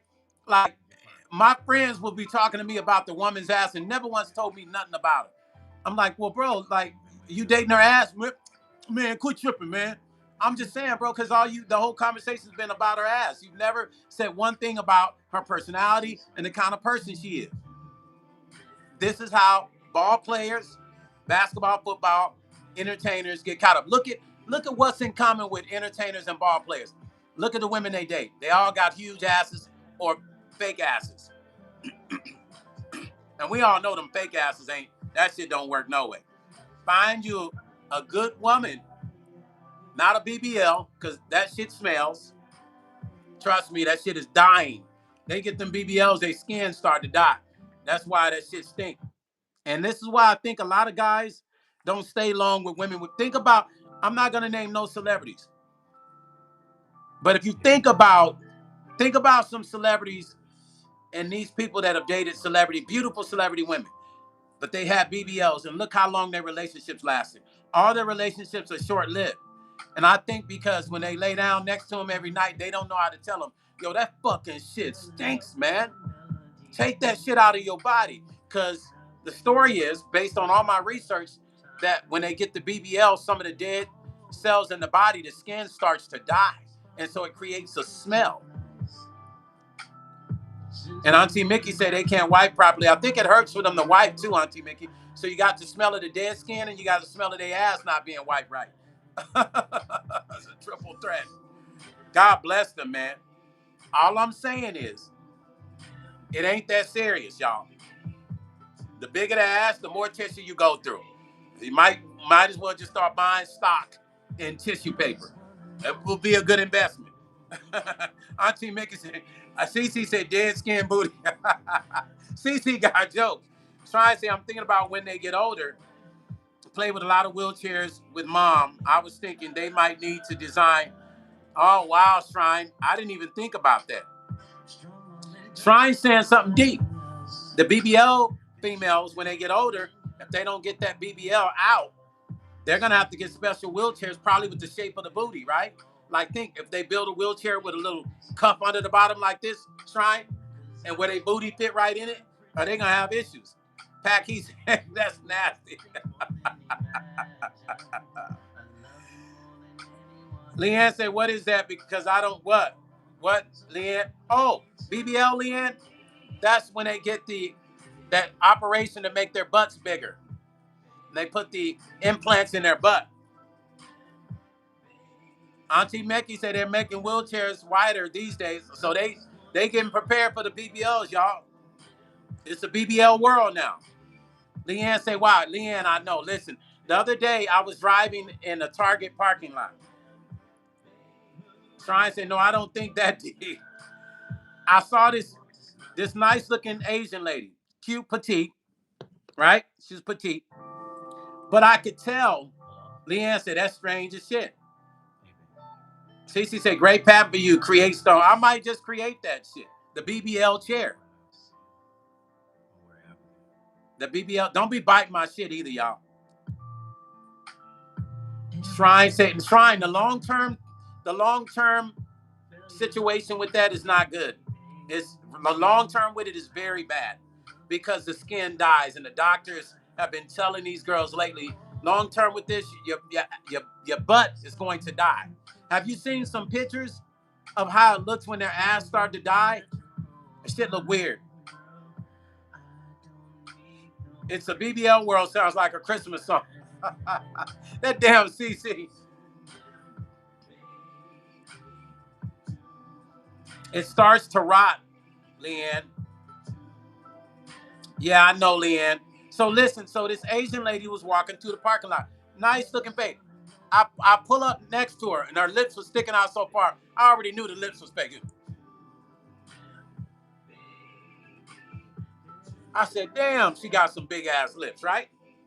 And then I looked down at her little, cause she's little. She had a little booty. Looked like two little pineapples, two little coconuts. Like they had just, like somebody had just placed the coconuts perfectly on her butt. And it didn't match. I said, oh, bless her heart. She's got a fake butt. Shrine said they need to ban it. Yes, they need to. Oh, her lips was out there. CC like, from the side. It looked like I could just reach out and grab her lips and pull it. Leanne say, so that's what I've been seeing. And I thought that was them just real. Nah, that's that. And Leanne, this is how you know. They'll have real skinny legs, right? And the butt will just be like, bam. That's when you know also it's a BBL. Auntie Mickey saying some African-American women aren't satisfied with what they already. Yeah, black women got it naturally. Y'all don't need no BBL at all. Leanne say, I'd be afraid. Leanne, you're smart, because trust me. Auntie Mickey say, hips all protruding on each side. Shrine say, Daffy Duck lip. Yeah, Shrine, it was out there. Leanne say, I'm glad I don't need to do anything. Yeah, thank God. I mean, I do feel bad for the women that don't have no butts. But all you got to do is some squats until that little thing start to pop. Just until it pop out. Just keep doing squats and it'll pop a little bit. You just need that little pop. So, I mean, and how does that relate to the music industry? A lot. The future of the music industry as we know it is over, because now even all the rap artists that come out feel like they got to have BBLs. They do the boobs, that's like part of being, I mean, y'all know the usual suspects in the game that's gotten their body done. It's like part of the rap game too now. Like a female come out, she got to have a big butt, and I don't get this shit. I don't understand why. I'm just like, why though? You look good. Your songs are good. Why you need to do all that extra? Most amazing, so people, what it look like. Most amazing, hit that thumbs up. Ooh, somebody flirting. Most amazing flirting with Cambodia. You know, we be having some love connections going on my channel, y'all. Hey, Pat Key say Lil Kim. Shrine say squat, squat, squat. Exactly. God bless Lil Kim, y'all. Let's say, can we all say, and then I'm being serious. Let's send a prayer out for Lil Kim. Because Lil Kim is an exceptional artist. But I see this plastic surgery thing has it's gone real far with her, man. And all I can do is pray for her. Auntie Mickey say, watch the females who dance behind. Yeah, those are all natural bodies, by the way, Auntie Mickey. All them females, they getting it from dancing. CC saying men do calf implants. Yes, they do, Auntie Mickey. Leanne said you got to work those muscles and be happy. Well, listen, I seen a guy who had the biceps and triceps done in his chest, in his calves, and the shit looked super weird.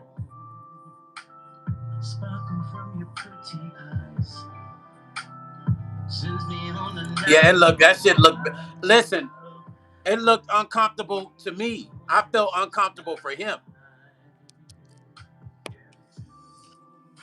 I was uncomfortable for dude. I was holding my chest. I was holding my arms like, damn, he got to be, my calves, like that shit looked like a brick. When I looked at his calves, it looked like a brick. Auntie Mickey, it don't even look real. And then he looked at my arm. We were in the gym. He said, hey, man, you use steroids? I say, no, bro, I don't. I don't use no steroids. I said, you can't tell I'm all natural, man. So I said, Stone, did you see the short Chris Brown did for his dancers who passed? No, I didn't. I saw him talking about it. I haven't seen it. You gotta share with me on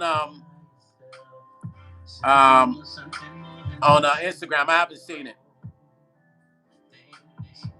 I didn't try. It's so sad though. It's sad that she passed away, man. I know he didn't want to go to the funeral because he didn't want to outshine her funeral and it be about him. So respectfully, he paid his respects to her in the hospital and he didn't go to the funeral. And he said, because this is about her, not about him. He don't want to turn it into a spectacle. And I appreciated that about Chris. Most amazing thing, I'm thinking about getting a cute face Us ugly men don't stand a chance now. Brother, most amazing. Don't do that, most amazing. Listen, us men and the way we carry ourselves, most amazing, is rare. So we got a lot of knowledge. We know how to talk to the ladies. We got to rock with that. And throw on our dress the way we dress. Come on. We don't need to go get our face done. None of that, most amazing. God already gave us everything we need.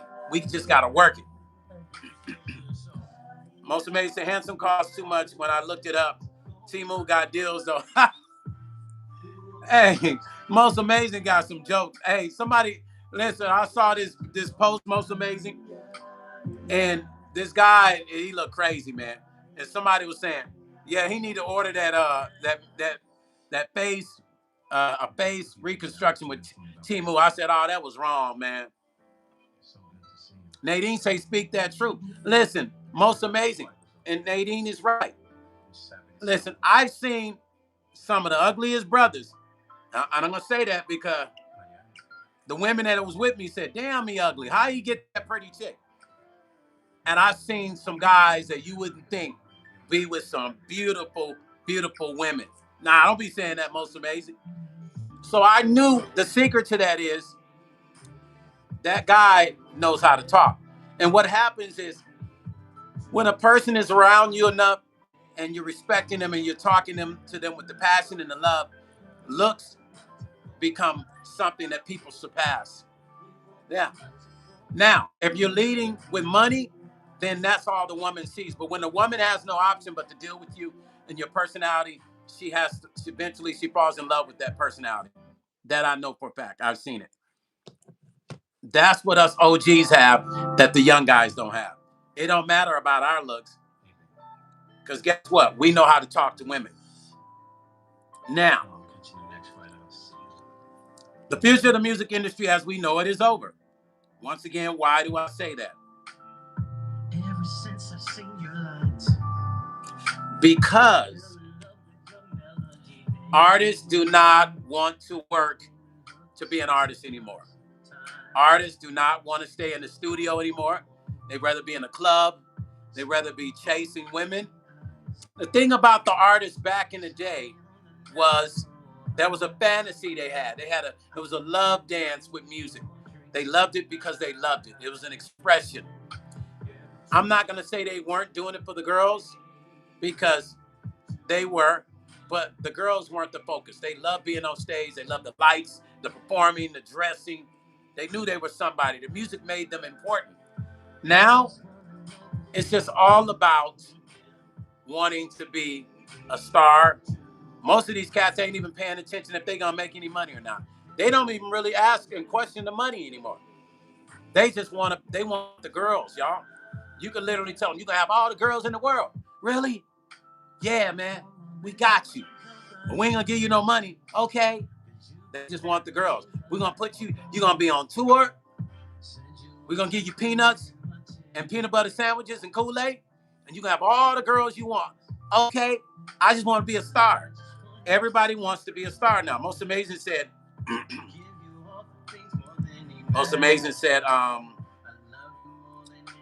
thank you for that, Stone. I've been stuck in the friend zone since 13, shaking my head. When I get out, okay, hold on. When I get out, okay, since Sophia basically saying, stay true to me, then I will, ugly it is. Oh, the Most Amazing, stop that. Stop that, Most Amazing. Hey, Pat Key say, I want the money, they can have the fame. You see, when you're successful, it doesn't matter how you look. You can be a frog. Oh, there's a place for a frog that turned into the prince. But, real story, you'll have a pretty girl date a guy who's pretty broke.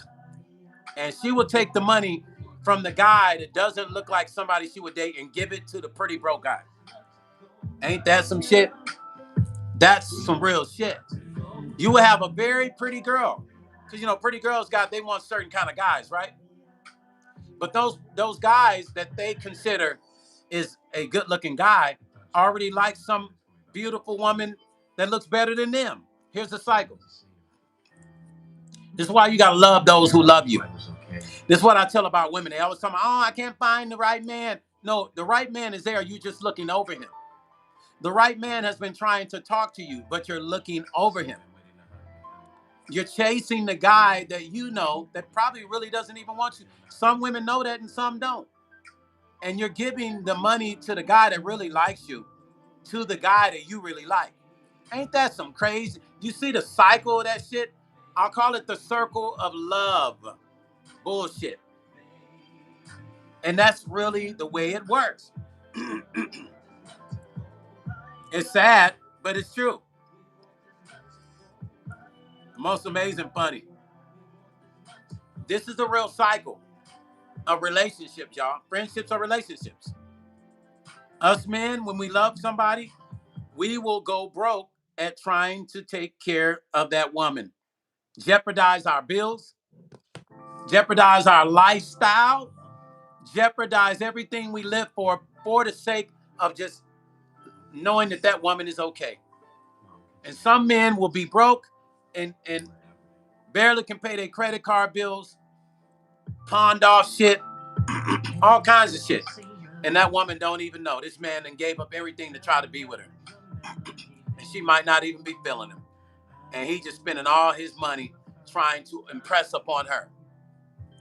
Men and women, we all go through this. There's men that are going through that, and there's women that are doing the same thing, trying to win men over. And you're never going to win them over like that. Sorry. And there's men in the music industry who the women they date probably wouldn't date their asses if they weren't an artist. I'm just telling you. I'm just giving you real truth. Once you know, Pac, he say, man, takers take. Absolutely, Pac.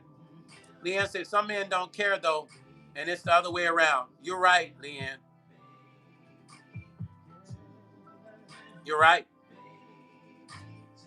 I know this girl who complains to me about the guy she dates, right? And this guy is a good dude. She complains about his look. She said, I wish he would dress better. I wish, he's not the best looking guy, but I mean, he's so nice to me and he takes care of me. And I say, well, be good with that, baby girl. Isn't that enough? Well, no, because I mean, I want a guy on my arm that I can go places with. I say, but you can go places with him.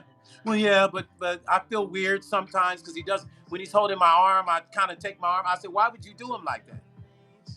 Why are you with him? So you're just playing with his head? Because he's not really. Well, there's this other guy though. Well, Stone, I feel like I can talk to you. I'm like, yeah. Well, there's this other guy I really like, she says. But I got a boyfriend, so I can't really entertain it. And I said, so let me ask you a question. You mentioned this guy. Is it that you can't entertain him or have you been entertaining him? Because it's just strange you would bring him up. Well, I mean, I met and ate with him a couple times. I already knew that by the way she set it up. And I said, well, do your boyfriend know? She said, of course not. And I said, so what are you trying to do? Are you trying to be with your boyfriend or you want to be with this guy? Well, I'm just so confused. No, you're not confused. If you don't want to be with this man, leave him alone. Go be with the. And then I asked her about the guy. I said, well, does this guy have money? Can he, is he going to look out? Can he take care of you? But no, that's the thing. Now, he's a nice looking guy, but he has nothing. He still lives with his mom. And I said, well, there goes your answer. Why would you want to uproot a good relationship for a guy who's just going to sleep with you and he can't do shit for you? No way. He stay with his mom. I said, make that shit make sense. I said, don't call me with that bullshit no more. Leanne said, looks don't matter. It's character and true personality. Facts, Leanne. That is facts. Yeah, so, I mean, and here's the thing. Because I hear women online all the time talking about lives with his mom, Leanne. That's what she told me. And she ready to uproot a good relationship. She been with the guy for 2 years that she thinks don't really look that great. And ready to uproot where she possibly might have to move in with that dude and his mom when this guy that she's staying with gave her a good place to live. And these are the women that say, I want a good man and got one. And then, but there's men that be breaking their neck to be with a woman, right? And they put them in the friend zone, like my brother just said earlier, right? Who said that? Most Amazing said he's been in the friend zone. I mean, prime example. Most Amazing said it. He said he's been in the friend zone. Most Amazing, I'm feeling good. My mental's good. My brother, I haven't heard anything from the prison about my brother, but I think he must be doing good because we haven't got word that anything else. So his two kids just visited him, so the prison hasn't called and told us anything. Most Amazing said it. He's been in the friend zone for years, right? Most Amazing said, ladies, name 5 things in the chat that you look for in a man and be honest. I look for the fear of God, family bondages, the ability to love herself, the ability to compromise, goofy likes, fun. Okay, I like that. Ladies, Most Amazing has asked you guys a question. Please, can you ladies please answer Most Amazing? He's asking ladies a question in the chat.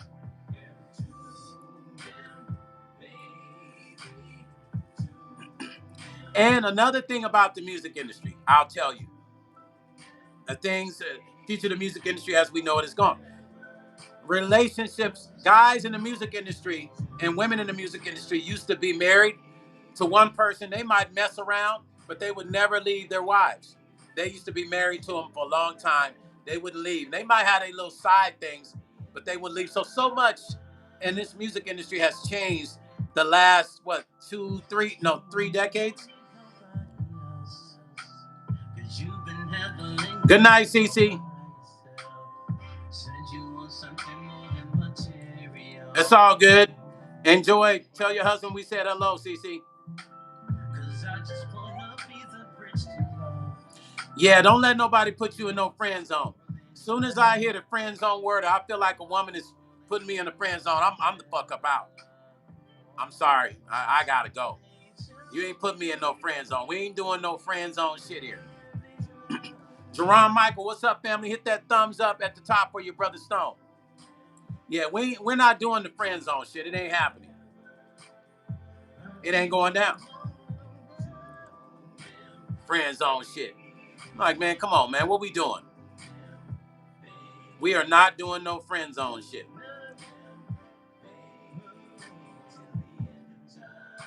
Leanne said, I've been there for years and didn't know it.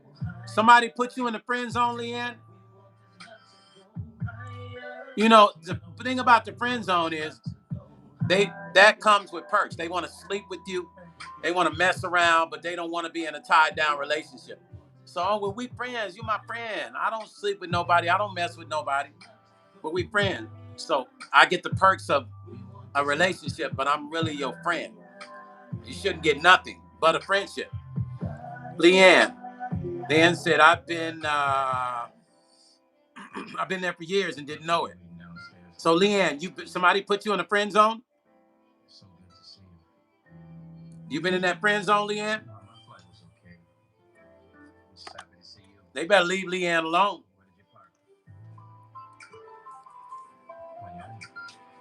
Tell them keep you out that friend zone, Leanne.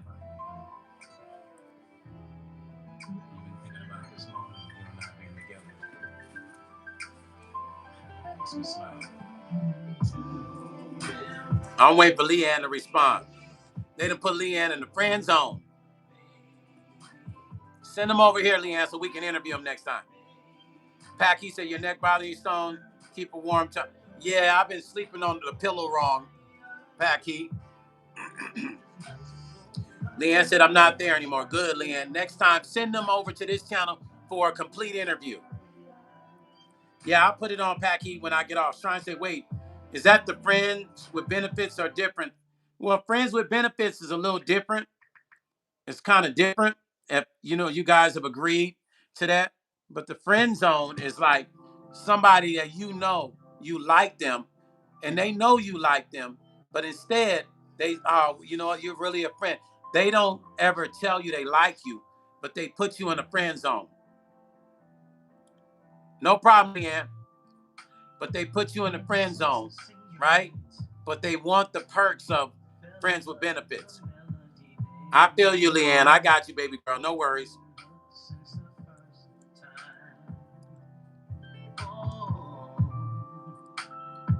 Yeah, I don't, through the years, whenever I met females that I really like, what I started doing is I stopped showing how much I like them, right? I stopped doing it. Nadine said, God, loving, honesty, compassionate, and true. Okay, Nadine just answered that question to our brother. Hold on. Amazing. So amazing. Most amazing. Nadine said, and ladies are answering now. Nadine said, God loving, honesty, compassion, and true man who is not afraid to show vulnerability in a relationship and honors being the head of his family. I love that.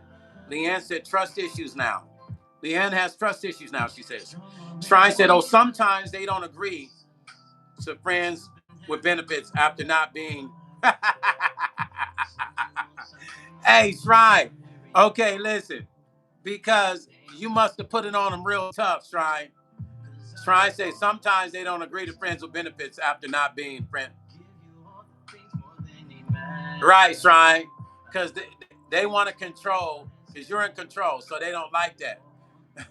Jerome Michael say no commitments, only benefits from your interest in them. Jerome, there it is.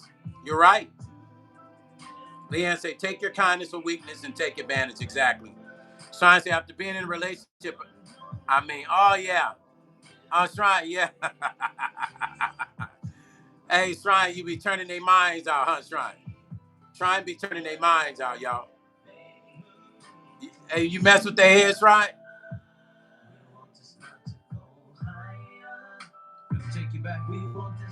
Can you guys imagine? Let's get back to the music industry thing. Shrine say not me.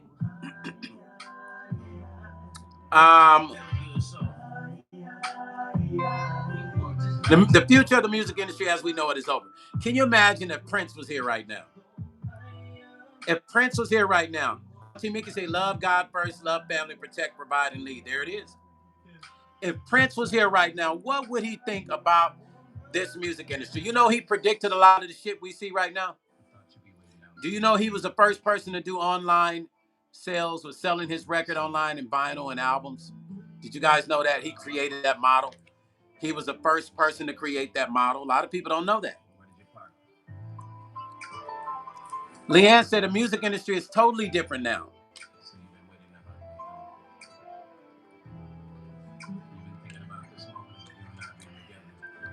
John Taylor says, Stone, have you been cooking?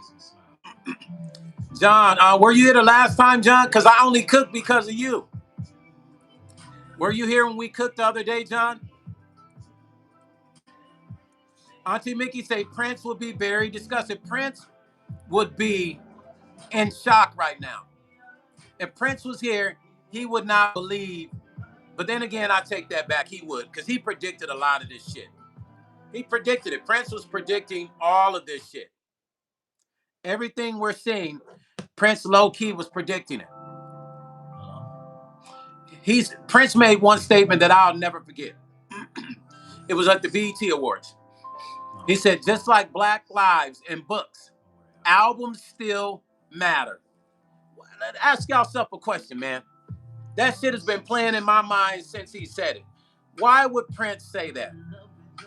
Think about it. He said, like Black Lives and books, albums still matter. I'll say it again. The artist Prince said, like Black Lives and books. If you don't believe me, go look it up when he said that. He said, like Black Lives and books, albums. He was talking to the audience. He had gotten his award. And he looked in the audience. He said, like Black Lives and books, albums still matter. That shit was some profound shit. But how many artists paid attention to that shit? It went in one ear and came out the other. Because motherfuckers still putting out singles. Ain't nobody dropping albums. Nadine said facts. People scared to drop albums. You know why? Leanne said, I still have them, and yes, they do. People are scared to put out albums. Do you guys want to know why? Ask me why are people scared to put out albums. I'll tell you. Why are artists scared to put out albums these days? Most Amazing said, The music industry is a scam. Radio basically forces us what we should like and not like. Repetition is mind control. There's so many artists out here that are super creative but don't get a chance. Most amazing. Earlier, I was just saying that. And I'm gonna tell you the solution to that. Pac Heat said no talent. Exactly, Pac Heat. Because to do an album, Big Phoenix, what's up, family? I ain't seen you in a minute. What's going on, Big Phoenix? Welcome and hit that thumbs up for your brother Stone, Big Phoenix. Because it takes talent to do an album. You can luck up and do a single. You can luck up and throw a single out, but to do an album, you got to be able to put song after song. You got to at least do 8 to 10 songs, and they got to be in the pocket. Auntie Mickey say many lack talent, and these artists want everything fast, fast, fast. Albums take time. Exactly. Big Phoenix say, sorry, been working on. No, Big Phoenix, I feel you. Me too. I'm with you, brother. We got to do what we got to do, right? Albums take time. Now, I could do a whole album in 24 hours, and it would be lit. I bullshit you not. But y'all know I've been working on this album since last year. I was supposed to have dropped it last year. But I dropped singles to keep you knowing that I'm still working. An artist is only as good as the last song, album, or single they drop. So if they ain't working, then what business? Why are you even in this business? Working is dropping albums. That's letting people know you here. And with the market being so saturated, you need to be dropping shit as much as you can. Happy birthday, Big Phoenix. Hey, you guys, send a shout out to Big Phoenix for his birthday. His birthday's midnight tonight. Happy birthday, big bro, Big Phoenix. Happy birthday to you, family. Listen, I hope your birthday tonight is going to be the most amazing birthday you've had in many years, and all the things and wishes of your heart you get, and that God allows you to continue to be here to give back to your fans and friends forever, family. Most amazing say, I'm sitting on 15 albums in freestyle, timeless music. I look forward to working with you one day, Stone. Most amazing, I'm looking forward to it too, family.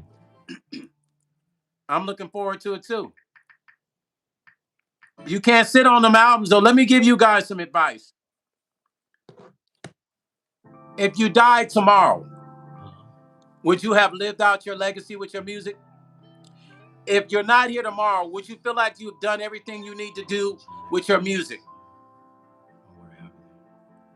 That's right, Big Phoenix.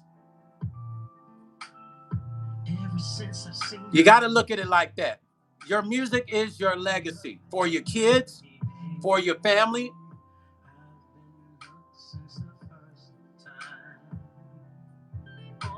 Remember that. Your music is your legacy for your family. It's what you're going to leave your kids. It's what you want to leave your fans. If you ain't putting no music out, how can they hear anything when you're gone? They got what? Hear 2 songs? That's your legacy? A legacy should match up with your lifetime of being on this earth. So if you've been on here for 20 years, you better put in 20 motherfucking years worth of work. If you've been on here 50, you better put in 50 years worth of work. Even if you didn't do it back then, you need to do it now. Yeah. You need to put your legacy on point. And the only way to do that, drop albums, drop singles. If you're not dropping an album, drop a single. You're not dropping a single, drop an album. Most amazing say, I haven't gotten an opportunity where I come from.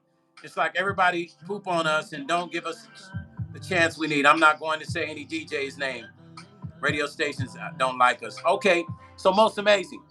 I don't know if you were on here earlier when I was talking to Pac Heat. Don't wait for somebody to give you a chance. Put your shit out. You can go on, listen, to Brand Artist Coalition, distribution site. Brand Artist Coalition, right? You can go onto the Brand Artist Coalition site and distribute your music and keep 100% of your royalties right now. Stop making excuses, artists. Stop making excuses, artists. Most amazing. I'm going to be honest with you. I got your back. But you can't make excuses. The link is right there. Mystique just posted the link. If you got heat, let the world hear it. Don't hold on to it. You're not doing no good. When God blesses you with a gift, you need to let it be the gift to the world, man. Yeah. Come on, man. Like, And the prices are cheap. Listen, $5 for up to 8 songs, $20 for up to 20 songs. If you can't pay $20 or $5, you don't even need to be in the business. You might as well just go and do some other shit. But if God has blessed you with the talent of music, why are you holding on to music, man? Like, ain't nobody gonna hear it in your room. Nobody's gonna hear it in your house but you. Let the world enjoy the music. Let them decide what they like. Stop. We need to stop trying to feel like we're in control. God gave us the gift. It's not up to us to decide. It's up to the people that need to be healed through the music to decide. Remember that. You want to know the key to success? It means get up and just do the shit. Stop waiting for somebody to make it happen. Go do the shit.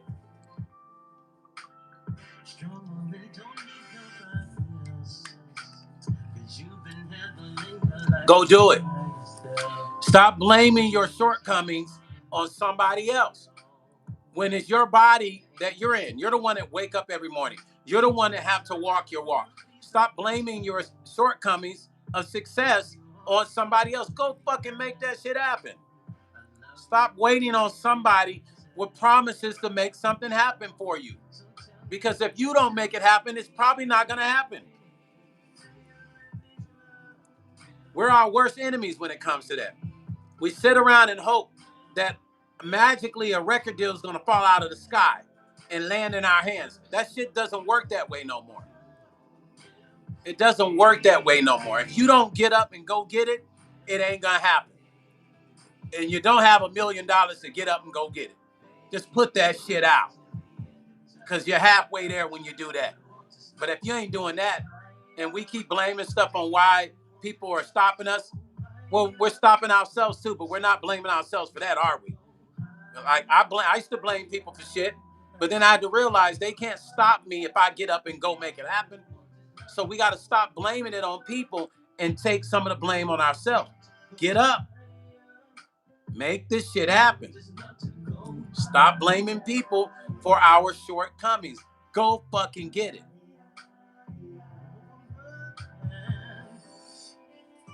Most amazing. A whole album. Message me on Instagram at Stone Paxton and I could talk to you because I don't want to discuss your private business and mine right here. But message me on Instagram, and when I get off of here, I'll message you back at Stone Paxton on Instagram. I'll message you back, and I got you, fam. Did you hear Pac Heat's single? Did you hear his single, Compton, that I recorded here, mixed and mastered here in my studio? Yeah, check out. Yeah, okay, got you. Did you hear Pac Heat's single? I mean, you've heard all my stuff, so you know my mixes are on point. Yeah, we got to stop blaming people for our non-success, and we got to start taking that shit. Can't nobody stop you from being successful. It's only you. I'm telling you, that shit is a fucking illusion. When I what? Whenever you exit, what? What's up, John? What you want me to do, brother John? We got to stop blaming people for our shortcomings. Because how many think about your uncles? Remember when you hear your uncle who was a musician say to you, yeah, when I was young, I used to play that guitar. I could have played with Muddy Waters. I could have played with B.B. King, Billy Preston. But yeah, man, I missed my opportunity, man. That story, you can't keep telling that same story. And you don't want to be telling stories like your uncle. You don't want to tell that story. You want your story to be different. You want to say, yeah, one day I didn't think I could do this, and then I met a dude named Stone Paxton online, and he inspired me. And man, 32 albums later, I'm on tour. My fan base has grown. People love my music. That's what that shit is about. But if you don't do it, why in the fuck does somebody else? Why would another person believe in you if you ain't even fucking believing in yourself? Do you know that people can tell your confidence by the way you talk? You know how many meetings I've been in where they said, you know what, Stone, we're going to invest in you. Man, you got us pumped up, man. Man, you know how many meetings I've been in where investors have decided to invest in me because I had them so excited with my conversation? If you can't believe in yourself, people are gonna know that they shouldn't believe in you either. They can hear it in the way you talk. Oh, you sent me a message on Instagram, most amazing. Did you send me a message on Instagram?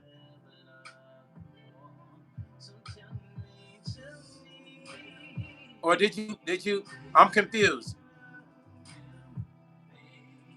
What email was that? Who sent you an email? Okay, next time, Mystique, give the brand artist. Don't give that no more. Please. Remember we talked about that, you guys.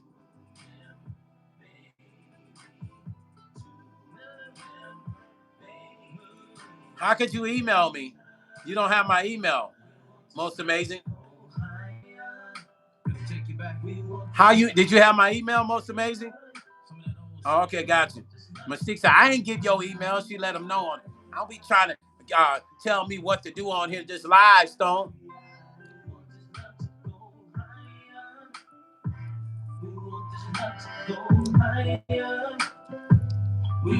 Okay, got you. Somebody just messaged me, said I'm a strong songwriter. Well, you're a strong songwriter. You should be writing songs for people. I mean, I don't know. People be messaging me about songwriting and all kinds of shit. But my thing, I'll be like, well, let me hear the songs you've been writing. No. Listen, whoever emailed me, I'm going to hit you back too. I'm going to reach back out to you. Don't let nobody tell you that you cannot be successful in your career with anything. Just get up and make the shit happen. Oh, okay, got you, most amazing. We got to get out of that. I mean, you got people jealous of you. You got people in your circle. Sometimes family don't believe in you, whatever. But you got to get out of that. You can't let a person tell you that these things behind you can't achieve as an artist, or you can't have a career as an artist. I remember growing up, and my uncle, I don't know if he was jealous of me. I have no idea. But my uncle, when I lived with him in Colorado Springs, it's like he didn't want me to sing. He wanted me to go to the military. He didn't want to even hear me talking about singing. And you know what? To this day, I've never asked him a question like, let me ask you a question. Why did you used to be like that with me when I was young? He didn't even want to hear me talking about singing. Like military, military, military. He didn't want to hear me sing or nothing. He didn't believe in me. I started to think maybe my uncle used to want to be a singer and it didn't work for him. So he settled with the military and became a lieutenant, and he went as high as you can go. Decorated soldier. He wasn't really religious. No, he wasn't. He was a real structured military guy. I think he probably wanted to be an artist, music world, and it never happened for him. So by me wanting to do that, he wanted to squash my dreams of it. And it got so bad. Let me tell you, it got so bad with my uncle.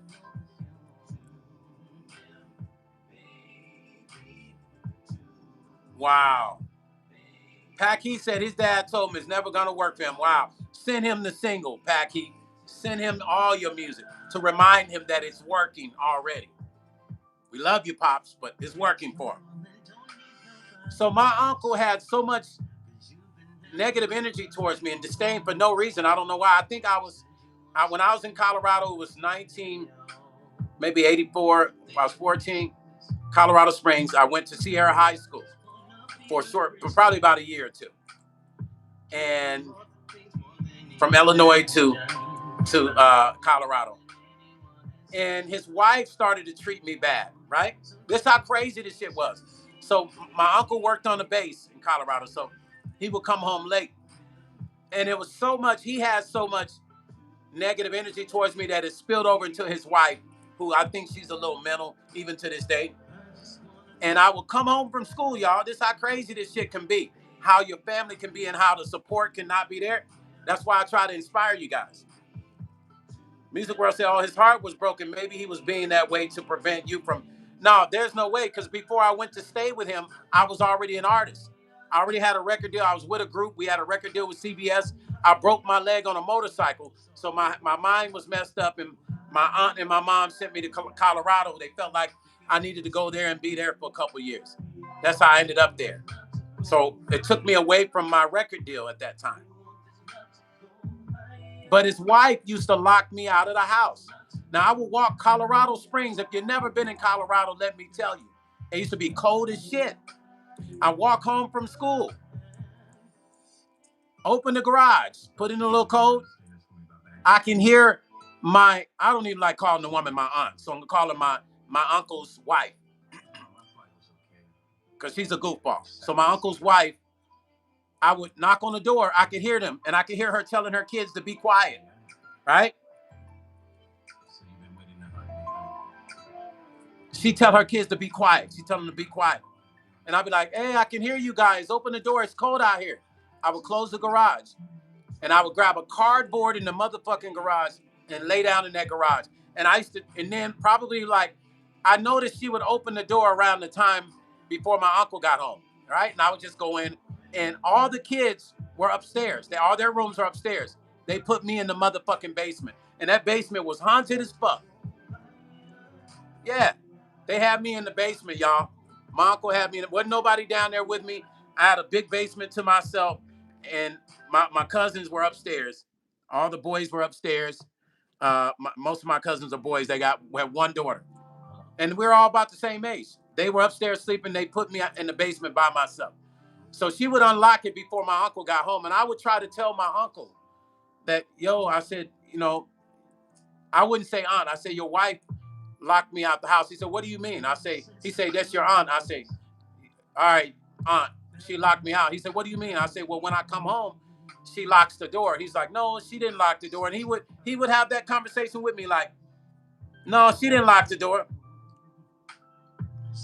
Looking at the pictures of Colorado makes me want to get under a blanket. She was very cruel for doing.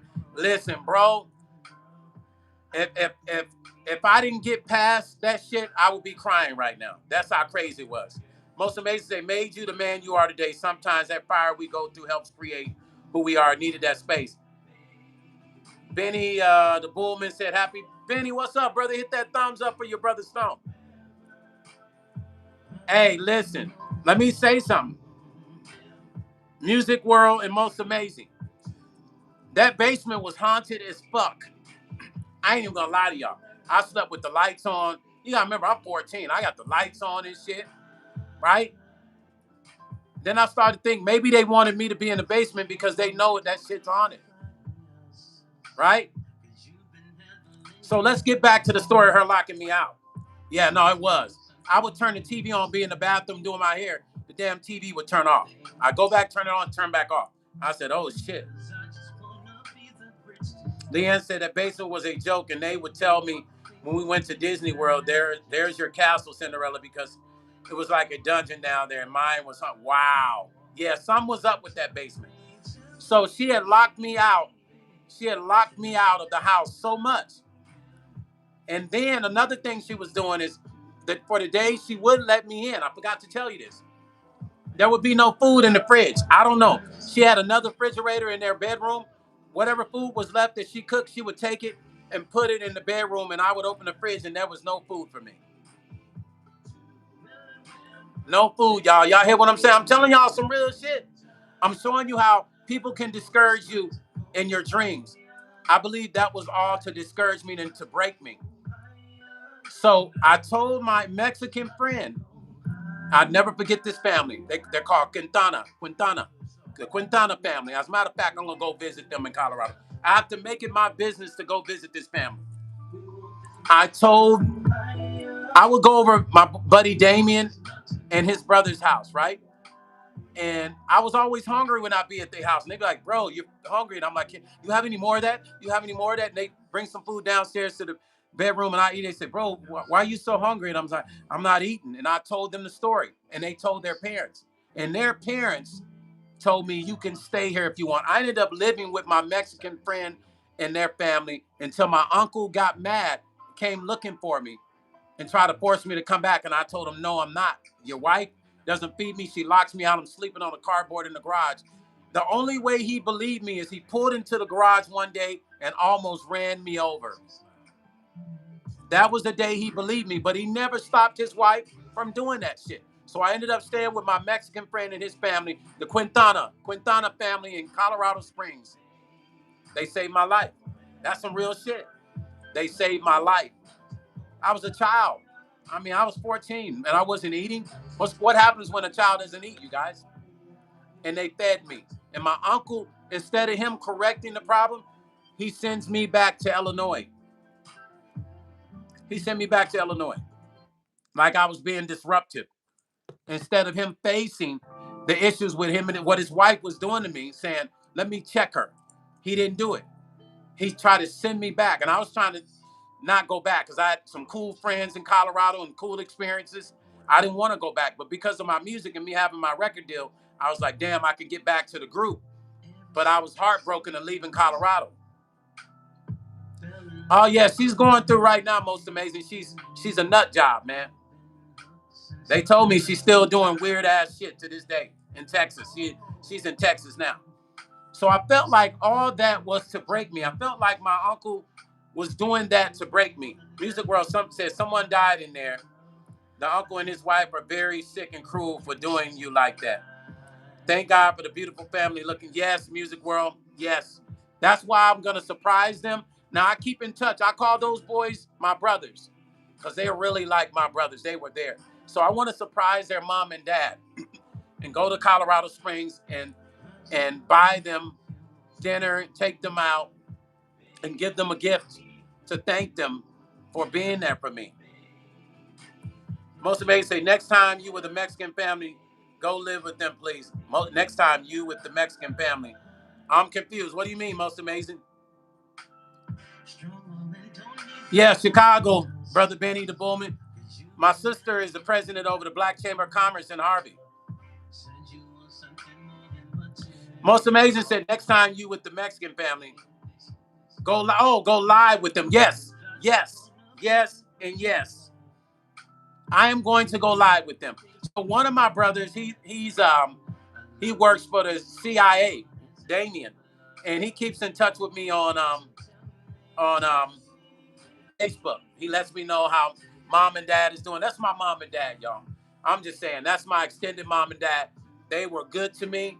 They loved me like I was their child.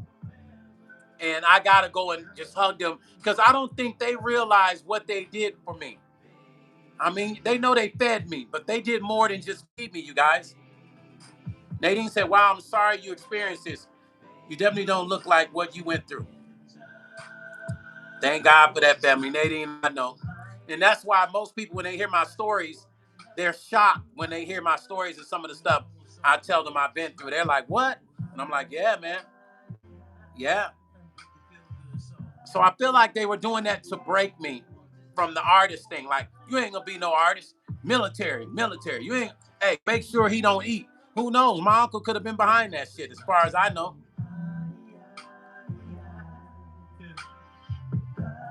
Hey, you want to know the weirdest part about her? Most amazing say, Karma, no facts. She wouldn't even let me hang with my cousins who were the same age as me. They might have been 2 years younger than me. My cousins, all four of my cousins, five. With my cousins, four boys, and then they had one daughter. They wouldn't even let me, she wouldn't even let me hang with them. Like they couldn't come downstairs and play with me. I couldn't go upstairs and play. Is that some weird shit? I don't know. It was just some weird, strange ass shit. Meanwhile, my uncle was a decorated soldier. He's in the military, high-ranked soldier. No, I don't have a relationship with them weird motherfuckers. Most amazing. Nah, they just like their mama. When I tell you they just like their mom, the motherfuckers are just like her. Like they act. One of them died. One of my cousins, he was walking in Texas, and some white boys um, grabbed him and they beat him up, and I dragged him and beat him up, and some weird shit happened to him, and they never found out who did it in Texas. And because that same uncle became mayor in Texas for years. And I think and I hate to say that was his karma, but I think they wanted him to step down, and he had been winning every year. And then his son ended up magically dead. That same uncle. But Colorado was one of my best experiences, y'all. I ain't gonna lie to you. It was one of the most amazing experiences of my life, besides that happening to me. Everything else was great. Everything else was super fun. Leanne said it would only bring you stress if you keep in contact with Todd. Yeah, Leanne, you heard me talking the other night, right? I literally cut all my family off. I'm cool. All. Ain't nobody trying to be used. And, I was raised by my aunt anyway. So, my brothers and sisters that I don't really talk to, it's like not missing nothing, no way, on my dad's side and my mom's side. I mean, I was raised by my aunt. I was never around them anyway. So it was easy to cut them off. They only reached out to me when they needed some shit anyway. Now, I talked to one of my sisters on my mom's side, my younger sister. Her and I, we talk literally all the time. She's the only one that I keep in touch with. And I was keeping in touch with my aunt, but when I saw certain things that she was doing, I don't know. I think sometimes us as humans, we can get a little sensitive with our family. And I saw a picture of everybody on her fireplace, and it made me feel some kind of way, right? Because she raised me. So I saw the pictures of all these other people on her fireplace, and I asked her a question. I asked her, "Is that your fireplace?" She said, "Yes." And I said, "Well, where's my picture?" And she said, "Oh, boy, I took all those pictures. I took a whole bunch of pictures down." So I said, "Oh, so I'm a whole bunch of pictures, huh?" She said, "What are you talking about?" I said, "Well, how come I'm not up there?" She didn't have an answer for me. So I felt some kind of way after that. I don't know. Maybe I shouldn't feel that way, but I'm just saying. You love your family members, you show love. When you raise a child, that child is your child. Doesn't matter if they're 70 years old, that's still your child. Yeah. So she didn't have an answer for me. So what I did was I sent the picture to my younger sister. I wanted to see if it was just me. I said to my younger sister, I said, "Tell me what you see about this picture that doesn't make sense." My sister said, "How come you're not in those pictures?" I said, "God damn it." She caught it. I said, "I thought I was the only one." She said, "Yeah, why is everybody else in that picture and you're not?" And she raised you. So that's when I knew it wasn't just me tripping off of that thing, and it wasn't nothing little.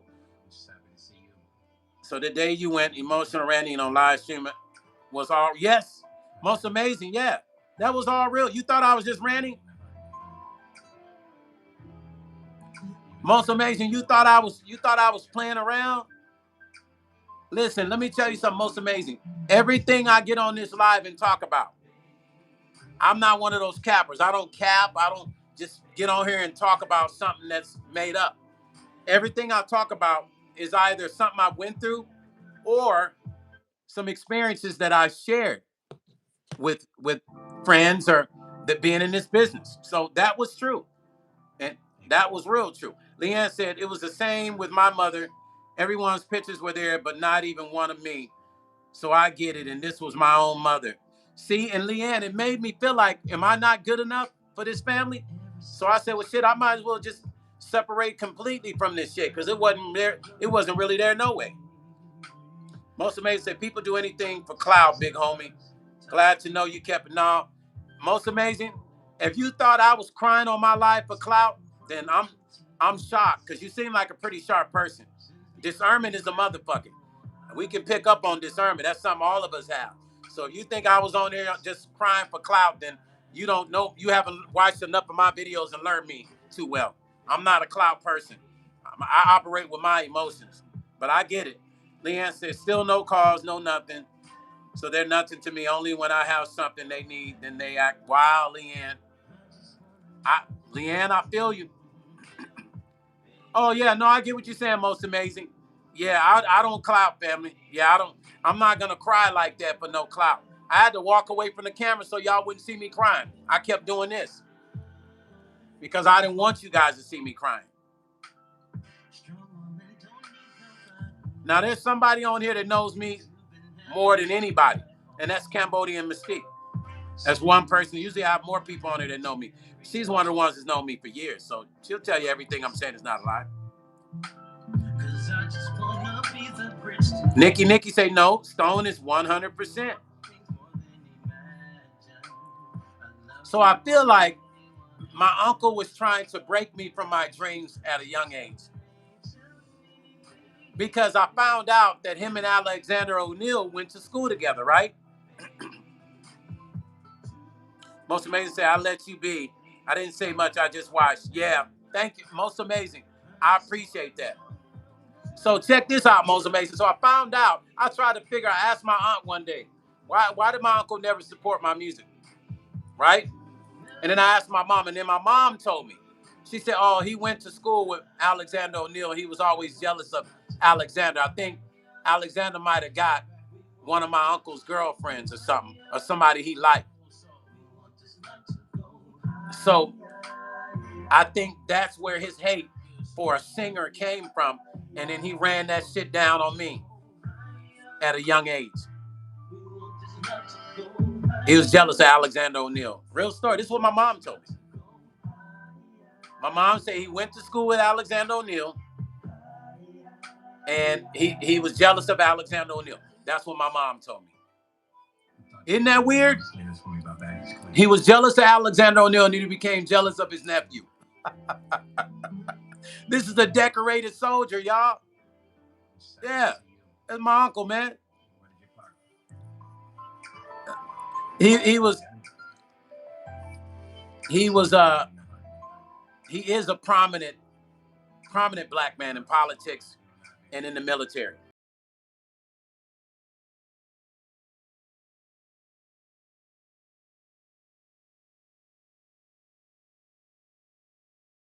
Why I'm on live.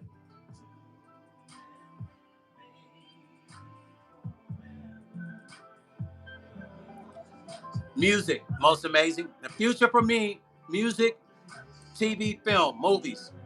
I got a lot of films I'm about to be in. I'm involved with some big film projects I can't talk about. I wish I could. So most amazing, if you know me, my whole life has been music and film, especially music. So it's album, touring, film, TV. Nadine said he still could have been jealous of the anointing he saw on you. Yes, because let me tell you something. So let's fast forward to the future. Thank you, Nadine. You made me think about something by saying that. So fast forward. I got you, most amazing. Fast forward to the future. This was 2000 and shit. Maybe 2000 and 2002. My aunt calls me. She says, your uncle's going to be in Arizona. I gave him your number. He's going to stop by and see you.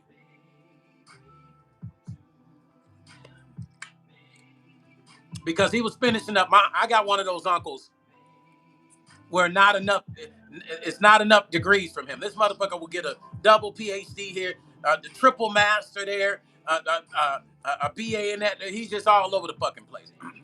He got to have every degree there is. I have that kind of uncle. So he was in Arizona, going back and forth from Texas to Arizona, going to school to get another degree, right?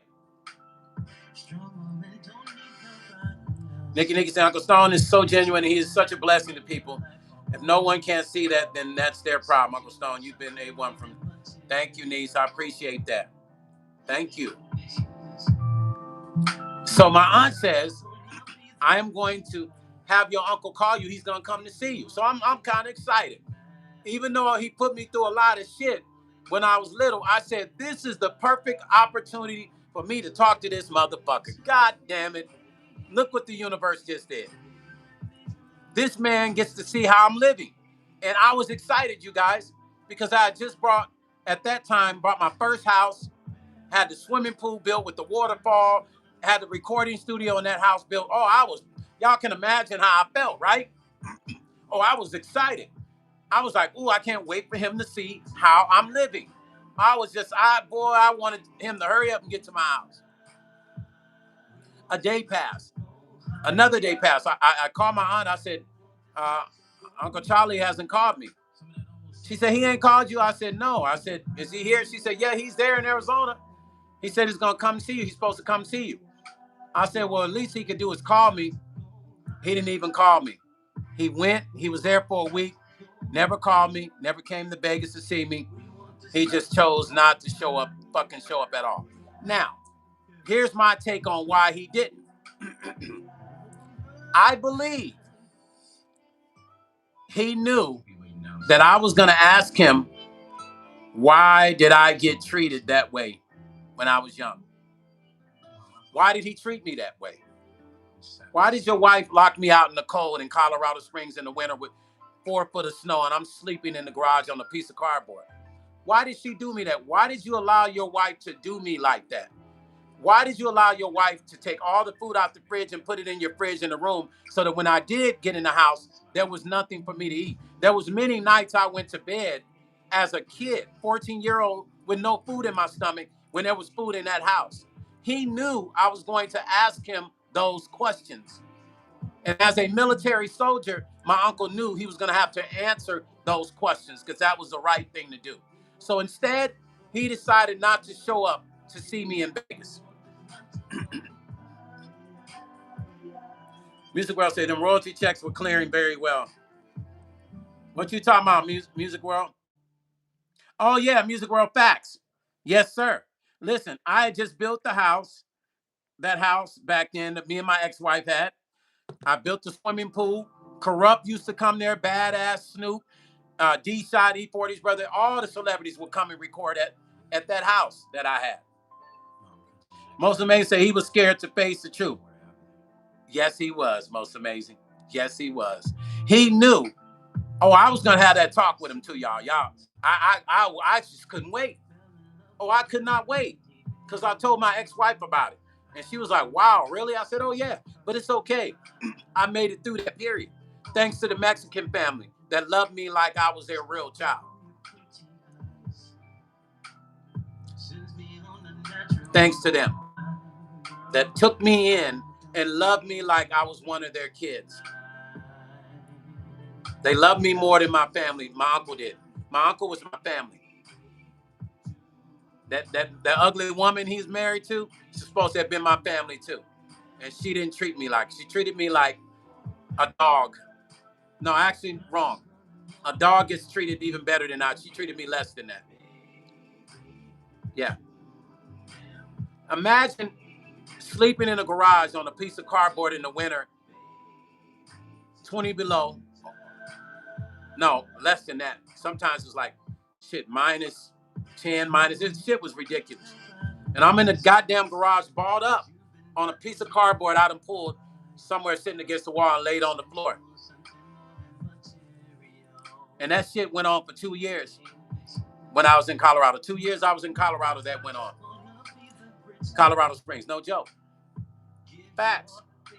So I could not wait to have a talk with my uncle about those days as a grown man. Now I could talk to you about how your wife treated me. And he fucking never showed up. And my aunt didn't know what to say. Because obviously my aunt and my uncle, not my uncle's sister, which raised me. Obviously they had a conversation that he was gonna come see me. Where he decided to change his mind, I don't know.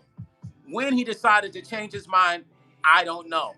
But in between Arizona and Vegas, he decided to change his mind and not come see me, and never gave me an explanation as to why he didn't come. Music World said, for a military man, that was very, yes, it was. Because he knew he was worried about me asking him those questions. And for some reason, it's almost like he didn't want to see me, how successful I had become. I kind of start feeling that too. Like maybe he's just kind of low key wanting to not see where I made it to. Maybe he just doesn't want to see that. Most Amazing say he knew he wasn't coming. He just told her he was going to come. He knew better than. Yeah, I agree with you. I think that's exactly what it was. I agree that's what it was. He just made her think he was coming. Because my uncle is the kind that will drive, he'll drive freaking 1,000,000 miles to see a family member. He's that guy. but he didn't come see me. Yeah. He didn't come see me at all.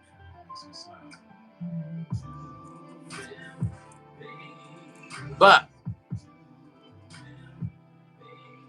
you guys wonder what gives me the drive that I have? When you hear my music, you wonder what gives me the drive to write the records I write? That's the many years of shit I've been through. The passion of life and loving life. The passion of loving me. That's why I make that great music. It's not just me trying to be cool. It's not just me trying to, it's not me trying to pick up a girl. None of that fucking bullshit. Everything that I write comes from the passion of the life that I lived. The struggles I've been through that made me go, this is going to make my life better. I just got to keep working harder. That's what did it. So when you hear my music, understand there is more to my music. Ever since I've seen your light. Brother Chill, if you're watching my live, I'm going to call you. I just got your text message. I'll call you when I get off. But that's the shit that made me, when I was in a position to be an artist and having record deals, this is what made me the most serious dude in the room. I wanted everybody to know that I'm serious and I want to be successful. That's why I work so hard. And you can hear it in my music. I dare any of you guys to go to Spotify and listen to my music. Add it to your play. I promise you, you'll have a newfound respect for me. Because you'll hear the passion and love and dedication from my heart to that music. And you'll hear the years of shit that I've been through come off my penmanship in words. And you'll have a whole newfound respect for me. Leanne say, dedicated man. Leanne, it's the only thing that, there's two things that God gave to me that helped me make it. Martial arts and music. Those two things I've stayed true to, and they have changed my whole life. Yeah. So I stay true to it.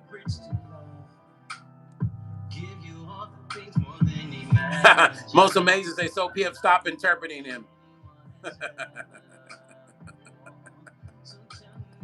Hey, most amazing got me cracking up. Most amazing say, so PF, stop interpreting Stone. You know, most amazing, I don't know if you know, but Cambodian Mystique produced this song right here on my album, on the In the Key of Love album. See her name right there?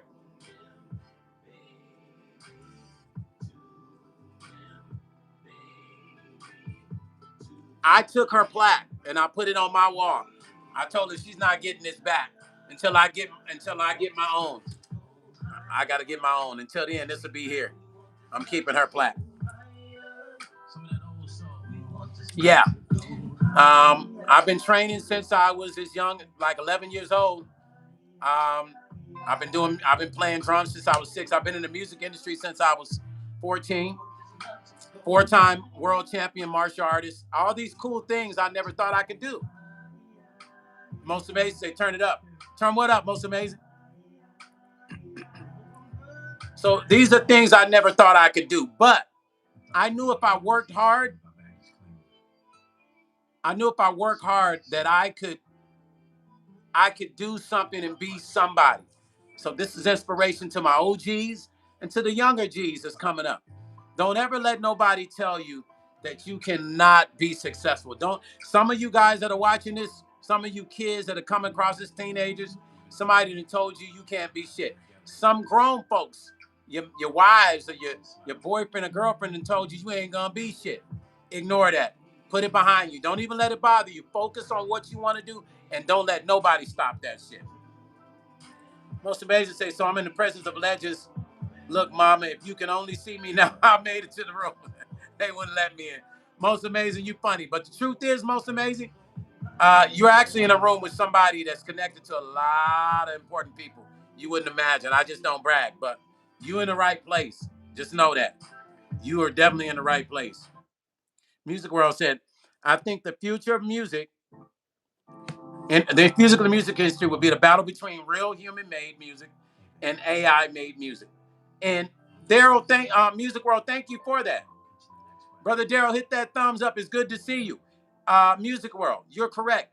It's going to be the battle between humanized human music and AI. And human music gonna win every time because humans train AI to be what they are.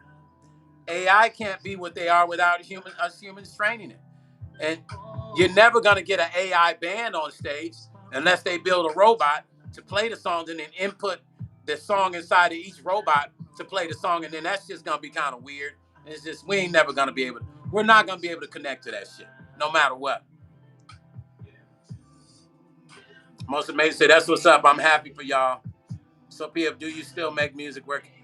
Man, listen, most amazing.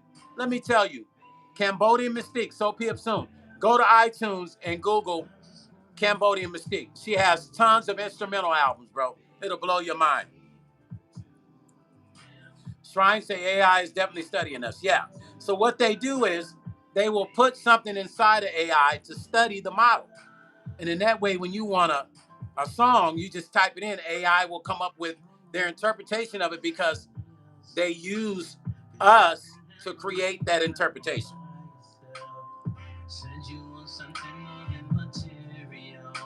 That's why.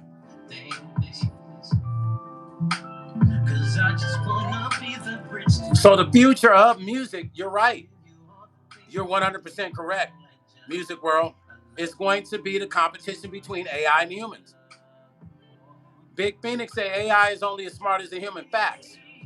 Because you still got to tell AI what to do. The motherfucker don't know until you tell it. You still got to direct it. You still got to say, I need you to do this.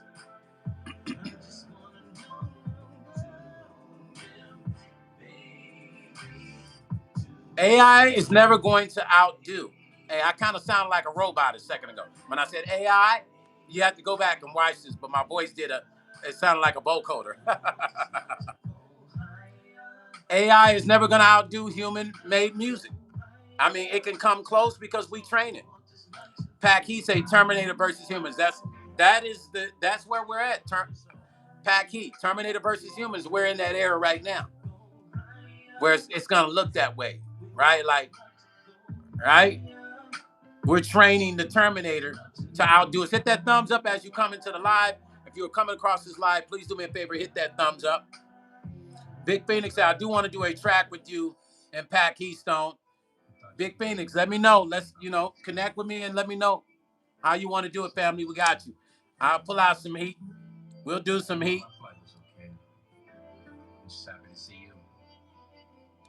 Hey, listen, here's my thing.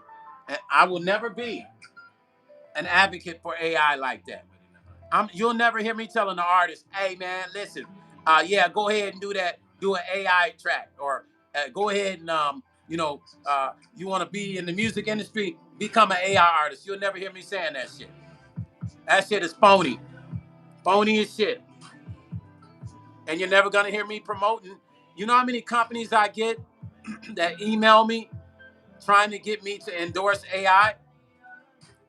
Big Phoenix, I'm going to have to send you my number because I don't really use. Okay, no worries, Big Phoenix. Instagram, send it to me on Instagram. Music World said, I understand that the technology is here to stay, but the advanced AI should have some limits. We have gone from cylinders to vinyl, CDs, MP3, iPod, Napster streaming, now AI, which could be the death of the music industry, by the way. Music World, that can be the death of the music industry. We're headed that direction. Napster, people think Napster's gone. Napster's still here. They shut down for a minute and they were back.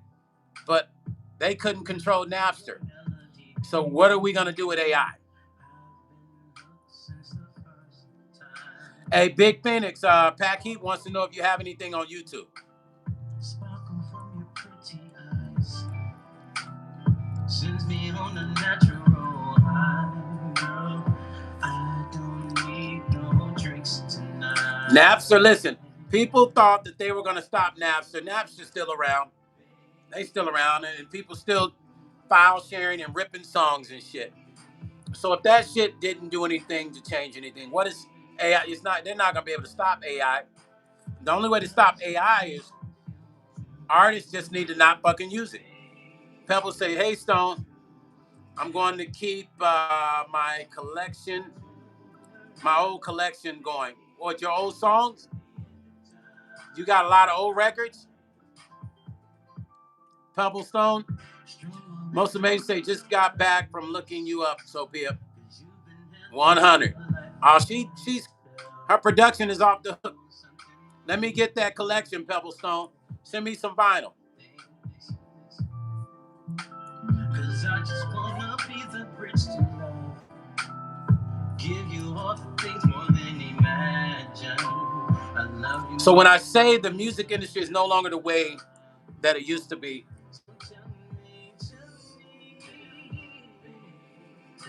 hold on, you guys.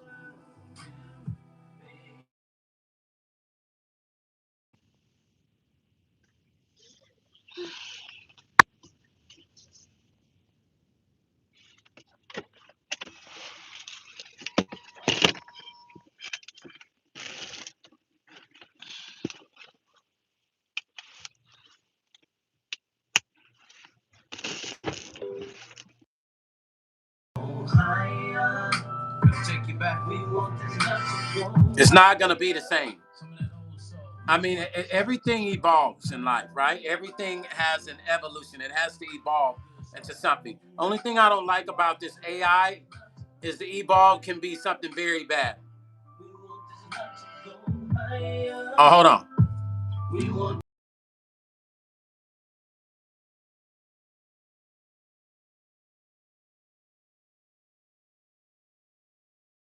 Sees Bluetooth in the car.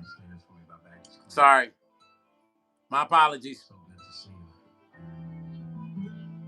My flight was okay. I'm just happy to see you. Music World said, I truly believe we should go back to physical media, and if the record labels truly care about the survival of real music, the three of the big labels groups should buy all of those companies. I do physical still. My records are in Japan, Amsterdam, Spain, London, Germany. Every album I come out with is vinyl and CDs. I don't know how long you've been on my channel, Music World, but you can actually type in Stone Paxton vinyl and it'll pop up and you can buy it directly from me or online. Yeah, it connected to the car.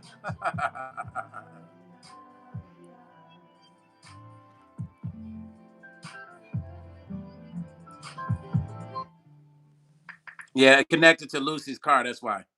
So when you guys hear it, that's what happened.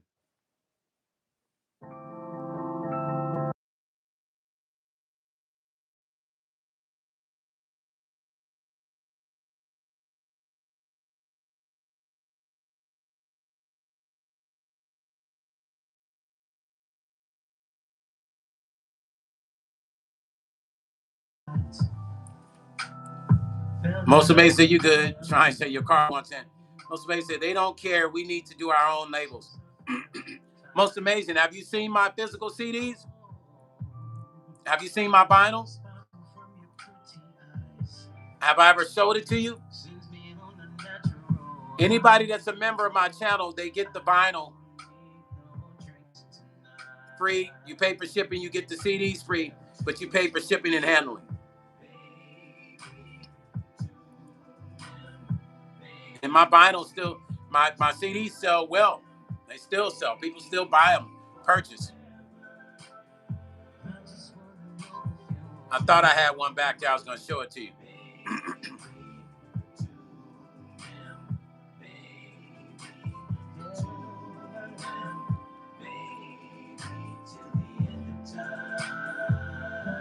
In the end, physical element is going to always win over AI. Always.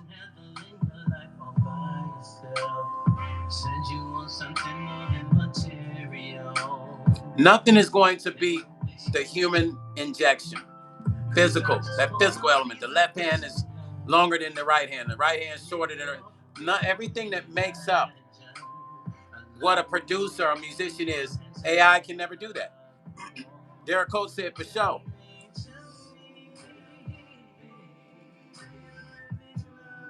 I mean, because you got to think, the playing style of a guitar player is based on a lot of things. His fingers, one finger might be shorter than the other one. This arm might be longer. Do you understand what I'm saying? All those things help create a person's sound. AI is not going to be able to do all that shit. That's all that extra stuff that you get from that human element.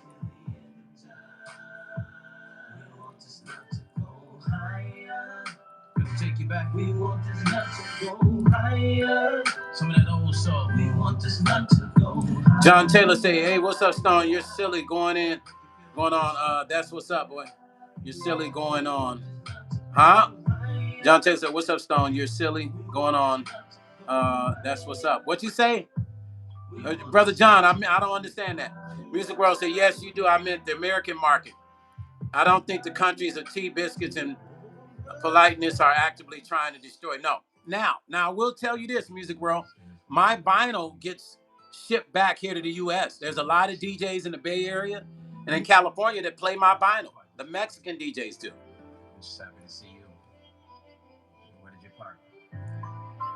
Try and say, "Well, AI is definitely not pushing me and what I love into my corner. I'm standing." Thank you, Shrine. Stand with it. Yeah, so there's DJs here in the U.S. that do have it. Oh, thank you, Brother John. Yeah, there's DJs here in the U.S. who have it, who get the vinyl. They get it from overseas. So I've had DJs in the Bay Area that contact me and say, "Hey, man, I got your vinyl. Can I send it to you? You sign it, or can I buy another one off of you and you sign it?" And I'm like, "How did you get it?" They say, "I got it from the wholesaler or the store from London or Japan."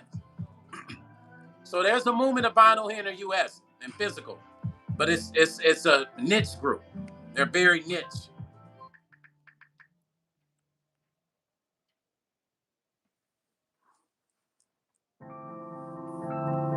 Hello?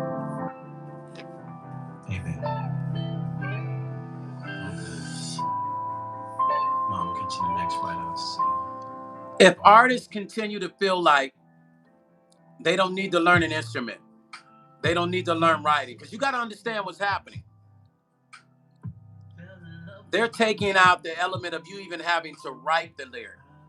So if an artist feels like, "Man, I ain't even got to write the lyric no more," do you know what that does? That turns the music industry into a lazy palette of artists, because now nobody's singing or writing, because they don't have to be a singer. AI was created for lazy people who want to be an artist but don't have the talent. Because you know how long it takes to do what I do? You know how long it takes to learn how to be a producer?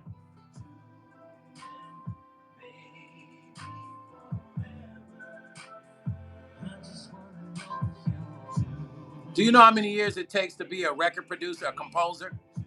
That shit takes some time. But with AI, they don't have to know it. So I say maybe they may launch an AI-only Spotify. They won't be able to do that because Spotify has already blocked that.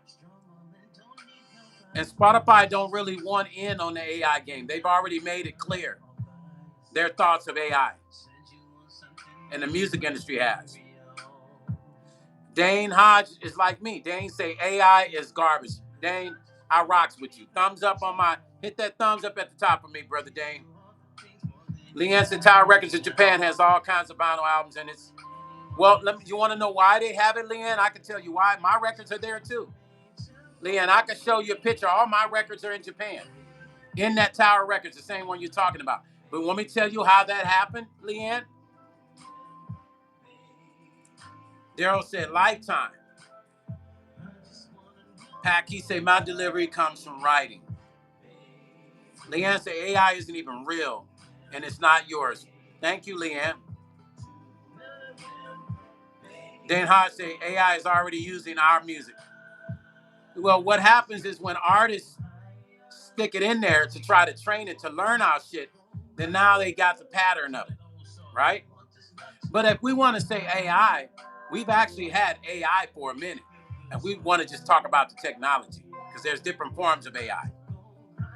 So, Leanne, let me tell you what happened. Oh, you know? How did it happen, Leanne? How it happened, Leanne? Leanne says she know. I wanted to educate me how it happened. How Japan have all that vinyl. Music World say, I agree. The vinyl market here in America is very niche.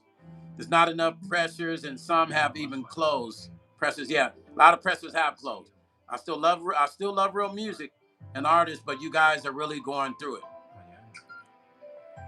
I'm not, because I'm not allowing myself to deal with that shit, Music World. LM, hit that thumbs up.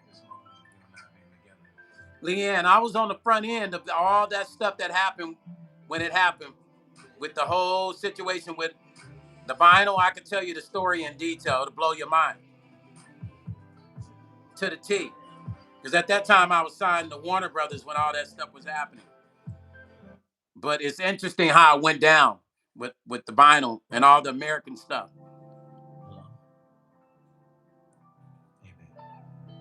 Oh, I got you. Well, let me tell you what happened. So America had all this vinyl and CDs, and they didn't know what to do with it. All the record labels around the end of the 80s to the 90s, they didn't know what to do with all the vinyl, CDs, vinyl, cassette tapes. Cassette tapes and vinyl. They didn't know what to do with. They was confused, right? They were throwing shit away. And then Japan said, hey, we'll take it. We'll take all of it. And the record labels was giving it all away for free. Japan took that shit and turned it into a third-party market. Turned it into a whole new industry. And made buku money and still making tons of money off of it. And I know the major labels got to feel stupid because they could have put that shit and kept it in a warehouse until it came back around and capitalized. Now they can't. They gave it away free. Music World said AI has always been here, just not in the forms it has expanded into. Exactly, Music World. Facts. Dane said, I think the vinyl CD is about to come back. Dane, it ain't never went nowhere. Trust me when I tell you. I'd never stopped doing CDs and vinyl, Dane. I got records out right now. I got vinyl, I got CD, all that. John Taylor said, hey, Stone, you was not AI, my boy. Your video. I was what? John be cracking me up. No AI. That's me. Okay, let me get my vinyl and show you real quick. I'm going to show you. Anybody that want to order this vinyl, I'm going to show my boy. Make sure you subscribe to the channel, too. My boy, hold on. Who asked me about vinyl? Music World? Dane. Hold on, Dane. Let me show you my vinyl, Dane. Give me 1 second to grab my vinyl, y'all. Let me grab it.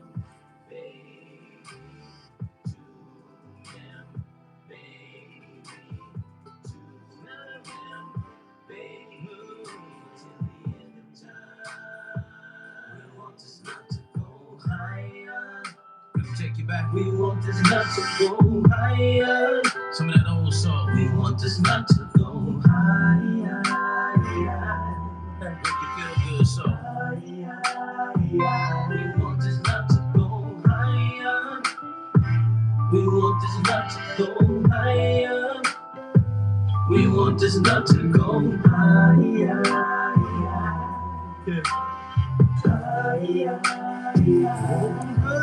All right, here we go. Hey, Packy, thank you, family. Thank you for that. Oh, Packy gave somebody. Oh no, Packy joined his membership. Thank you for the renewal of your membership, Packy. I appreciate you, fam. Or is it first time? Here's my CD for one of my albums, In the Key of Love. That song you hear is on this album.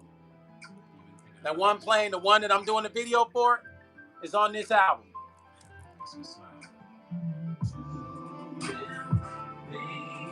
All right. This is Zodiac Volume 1. Physical CD, y'all.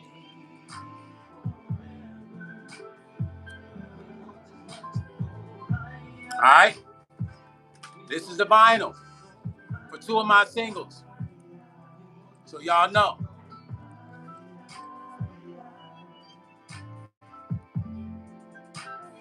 This is in stores in Japan, London, Spain, USA.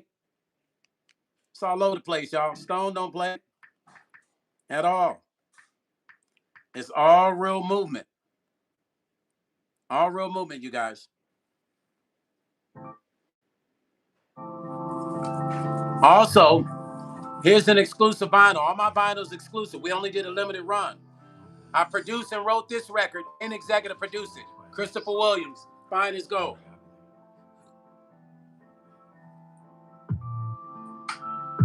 Ever since I've seen your lights. That's my company right there. And the other one. My buddy's company in the UK. Okay? Vinyl. Still sells like crazy. Artists, you want to know the game? Yeah, that song. Hey, Brother John. That song is on this album. That song you hearing right there is on this album. Dane said, can I sample that? Dane, if you're a member of the channel, you can sample it. If you pay me, you can. Sure. Listen, if you're a member of the channel, you get the vinyl for free. You pay for shipping. Yes. Let me tell you what I did one time. I took my song, Thank You, Big Phoenix, and I chopped it up, and it turned into a whole nother song, y'all. I took my vinyl, chopped up my own song, turned it into a whole new song.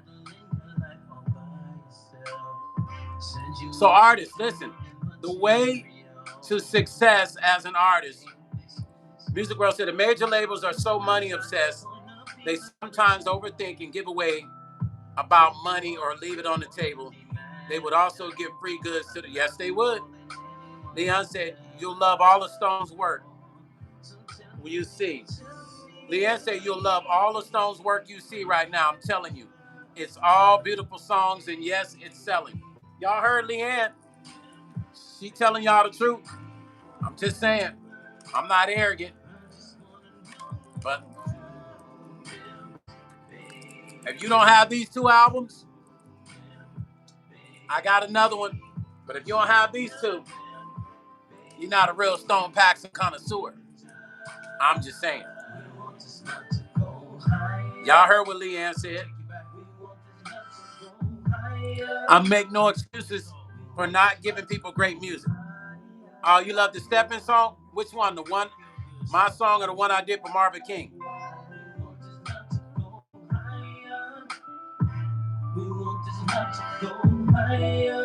I plan to do videos for every song.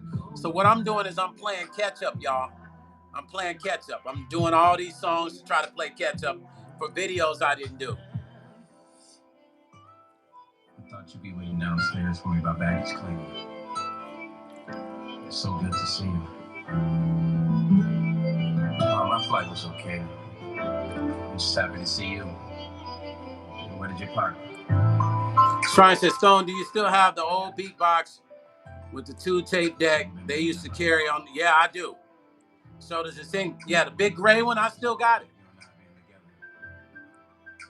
Oh, Steppin', yeah. Step, you can get a rug tonight. That song, Music World, yeah, that's my song. I love it. But listen, wait until you hear this new album. This new album is crazy. Oh, let me see if I got one of the songs on here. Hold on. I'm trying to see if I got this other song. Man, I was trying to find this one song. I don't have it on here, though. Sorry. I wanted y'all to hear this one song that's on my album, but I don't have it on here.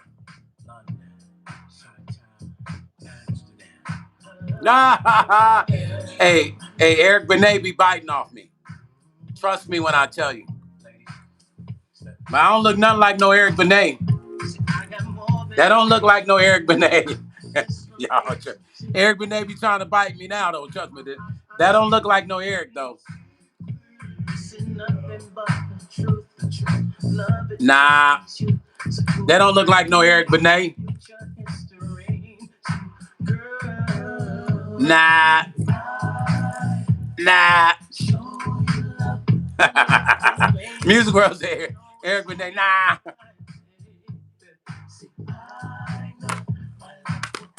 Eric cool, but I don't look like no Eric though. But you know, the ladies like Eric, so hey, I'm not gonna say the ladies like Eric now though. And I'm gonna tell y'all now, Eric trying to bite my style. Now Eric trying to wear a curl down front. Eric wasn't rocking no curl down front, but he liked my swag. And Eric and Angie Stone were like this. So Eric trying to rock my swag now, y'all. I'm telling y'all, he's trying to rock it. Eric wasn't rocking no swag, like he's trying to now though.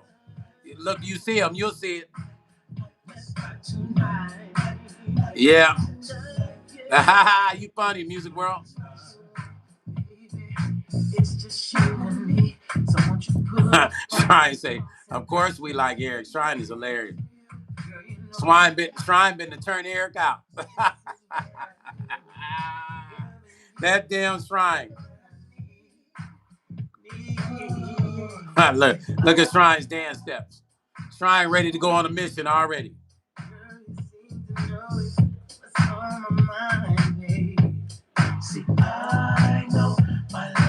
Music World.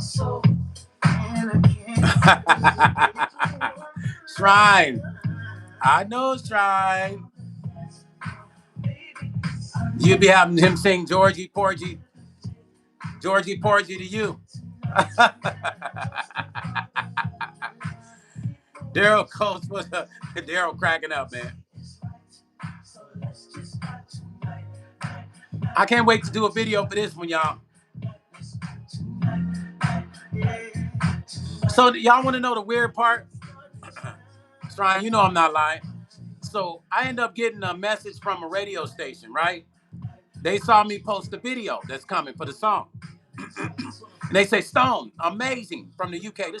Hey mate, this is amazing, mate. Send me the single, mate. Now you know the UK rocks with me, right? Said amazing, mate. Mate, send me this, mate. Send me this, mate. Send me that, mate. Send me that song, mate. Mate, that song's incredible, mate. This song, the slow song. Hold on. Let me go back to it. This one. Hold on. This one. Yeah. Packy. So they sent me a message, and they was mate. And mate, send me that song, mate. I love it, mate. That's freaking amazing, mate. So I said, should I tell them that this song was already on the album that I dropped in 2019? But then again, if nobody's heard the song, it's still relatively a new song.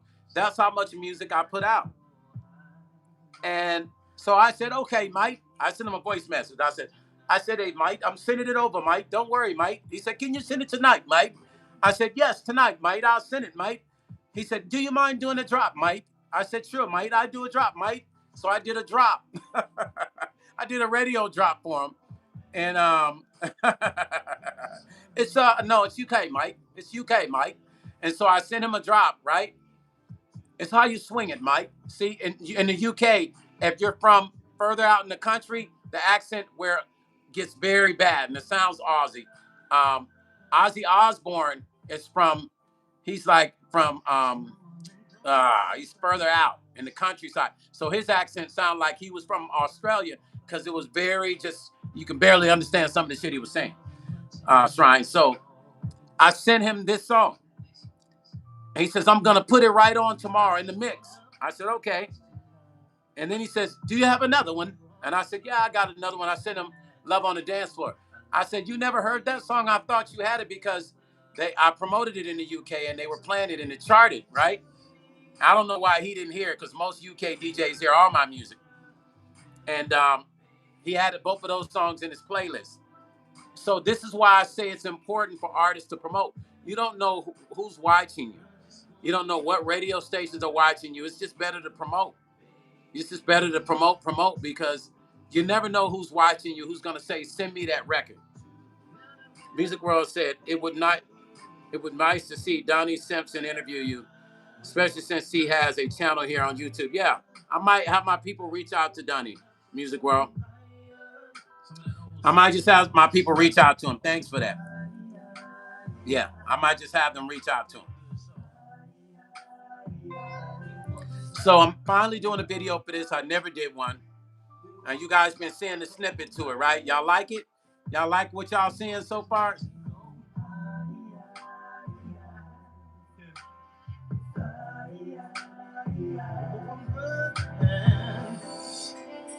And I don't know why people love this song so much.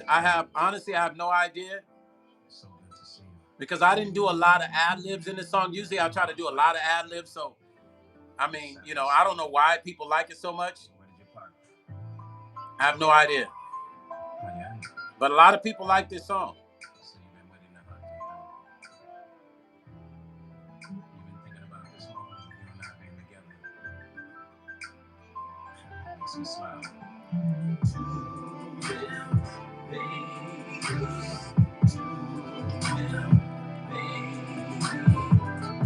But I will say one thing about this song. This song has a vibe to it that takes me back to a period of time when R&B music felt really, really good. Leanne said it's good. Oh, Shrine said, with the accents, Mike. She said, continue with the accents, Mike. Shrine, why are you messing with me, Shrine? Shrine said, continue with the accent. Continue with the accent, Mike. Leon, she said, Shrine said, continue with the accent, Mike. Leanne said, it's good. Leanne said, positive vibes, Mike. Yes, the vibe is no doubt beautiful. I like the words. Ever since I seen your light, fell in love with you, your melody, baby. I've been hooked since the first time. I love it. I don't know where I was when I wrote this. Sparkle from your pretty eyes. Sparkle from your pretty eyes. I don't need no drinks tonight, y'all.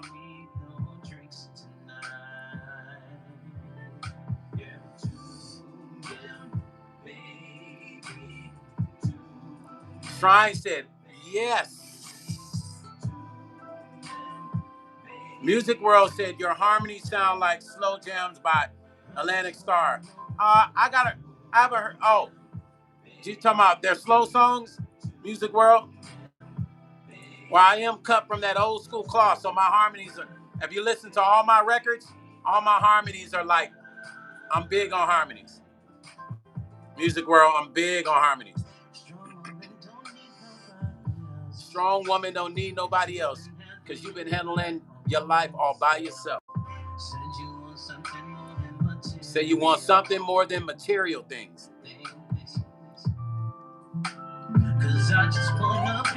I just want to be your bridge to love. Give you all the things more than you imagine. I love you more than anyone has ever loved before.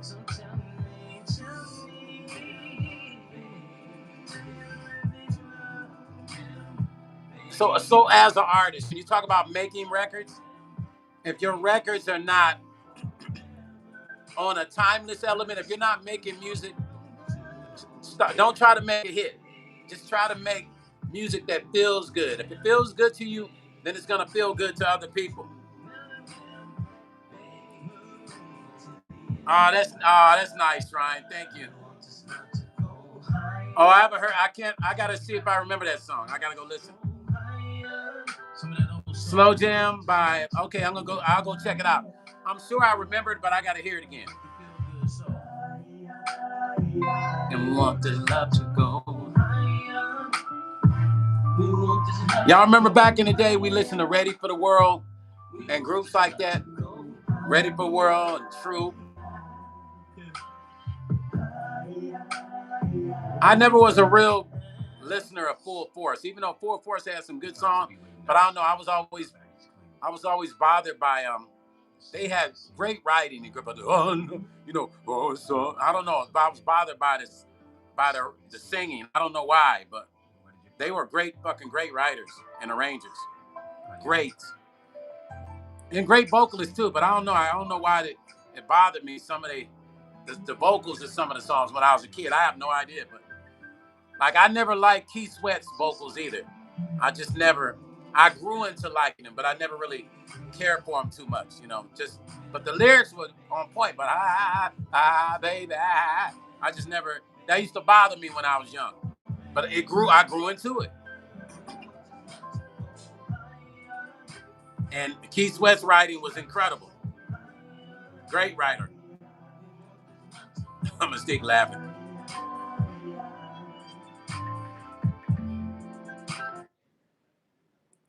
Y'all probably think I'm Stone tripping, right?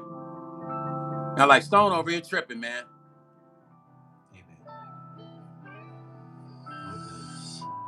Okay, listen. So, anyway, thank you for coming to the live, you guys. I'm going live tomorrow. I appreciate you. Appreciate the love from all of you guys. Peace and love. Stone Paxton Music and Life blog. Catch you tomorrow. And I thank you guys always, man. Let's go. Go listen to that music.